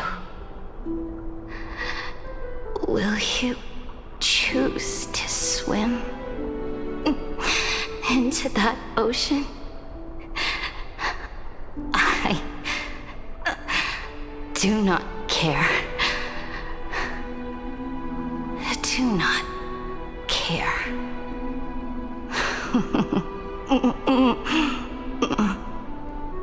The Imperator muttered about her conquests, and news of her death spread in the city. Freedom! Liberty! The tyrant is dead! Go! Shout this news in the streets! My people! My fellow elders! Do not panic. Stand your ground. That usurper has paid for her ambition with her life. People once cheered for my ascension. And now they cheer for my fall. No matter. I am fond of applause.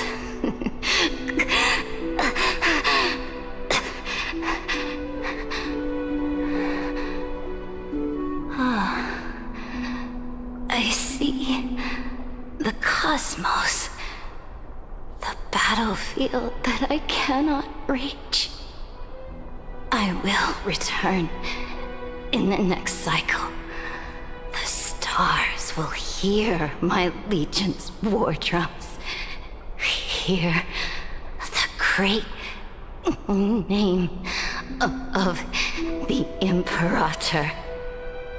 Hear Amphorius's Serid.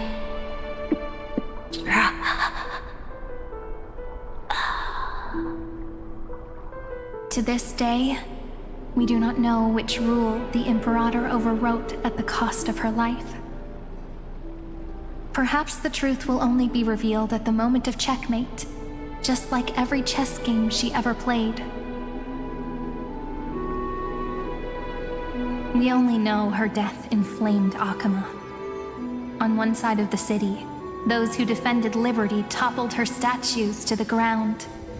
On the other side, her supporters put themselves between the masses and her monuments, declaring loudly that the Sovereign is still among the people. It is said that golden blood congealed into the same letters everywhere they fought.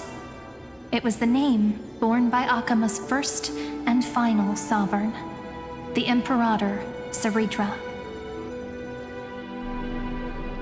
But the one who bore that name did not see any of this. Her gaze was cast far away, and the sound of tides in her ears drowned out the people's cries. What was the Imperator thinking about in that prophesized ocean at the boundaries of this world? In that shallow puddle of stagnant water? Was she reminiscing about her past conquests? Or repenting for the millions killed for the flame chase? It was neither. The Imperator only saw how the surface of the water gleamed like that crude chessboard. Dissected by light and shadow, in the afternoon when her teacher played against her for the first time. Look at this chessboard. What do the pieces look like? They are strangely beautiful. They look like the stars in the night sky ablaze.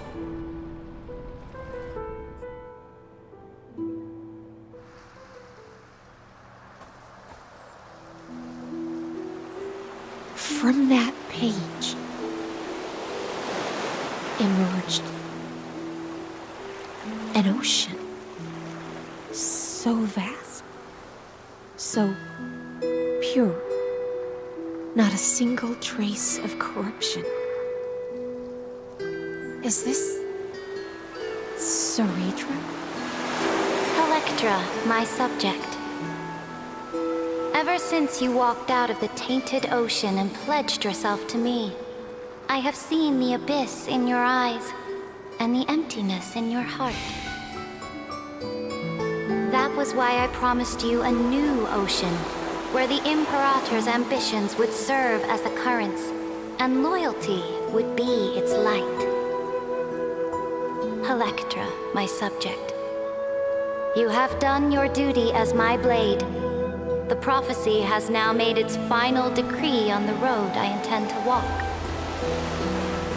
My conquest is doomed to never reach the stars. But the Imperator never makes empty promises. So take this memory, this ocean, beyond the sky, as witnessed by the Deliverer. This is the final gift that the Imperator can leave for her subject.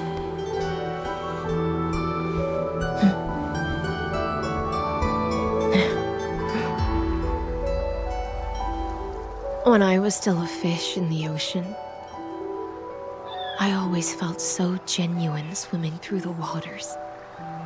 But once I stepped onto land, I found myself caught in a play. Every land dweller wore a mask in their life.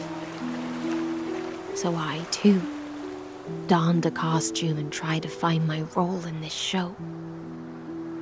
I became your blade in war and the violin strings at banquets. Do you still not get it? I do not long for the oceanic depths of my homeland. Nor do I crave the swelling seas beyond the sky. Perhaps even I don't know what I want. I still don't know where I should swim to even at the end. But I know one thing right now. A fish is simply a fish. And she can never leave the ocean she's in. But whether under the ocean or on land, we two prisoners who can never escape this cave can still look outside the cave and see the stars. I have to admit, the 12-factor simulation of life in this experiment has far exceeded my expectations. Make your choice then, Senior Society member. Do you want to keep walking down the wrong path and be remembered for your incorrect conclusions? Or do you want to return to the audience's seat and give yourself, Amphorius, and the entire cosmos a more fitting end? I must refuse. A dead man never fears death. Did I not make myself clear? Have you forgotten about our dear Lord of Silence? You wouldn't want her to consider your 8 other clones as cancers within the erudition and chop them all up, would you?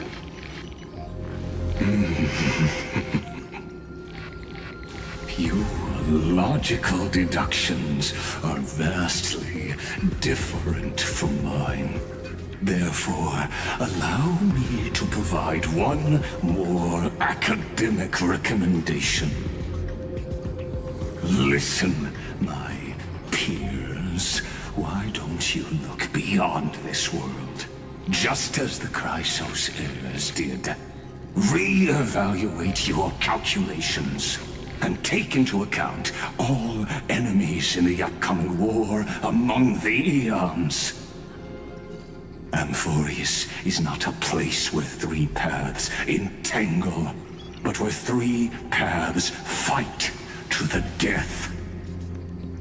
You used Memoria to resist me, but did you not consider the possibility that the Remembrance and their children might have taken this opportunity to join the fray as well? In the meantime,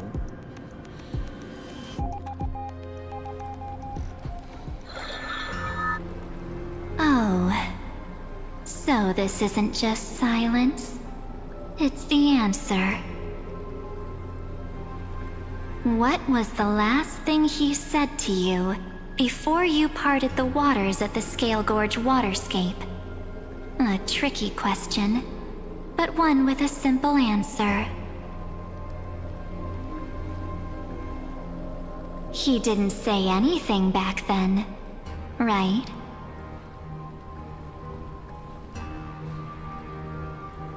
That's correct. And now I'm sure. You are not March 7th. There's no way she would remember that detail.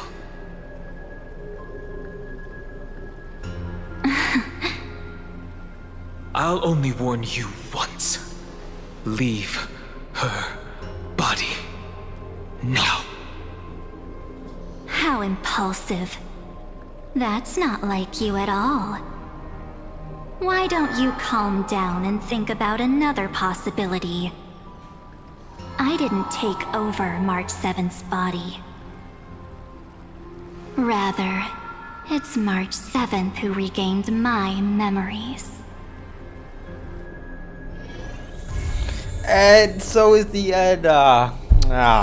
Fuck. Of course they do that shit. Surprisingly, this is a shorter quest than the. Nice.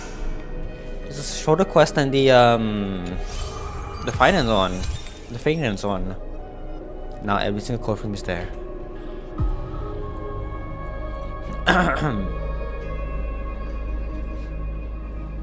So past one, 3.5 hours. So it's around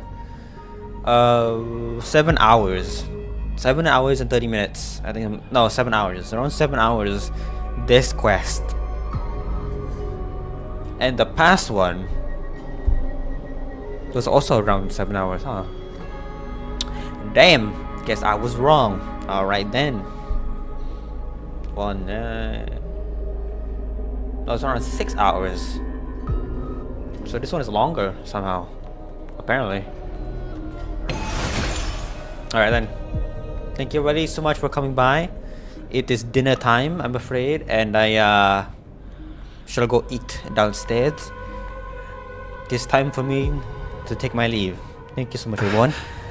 I hope I see you all on another day.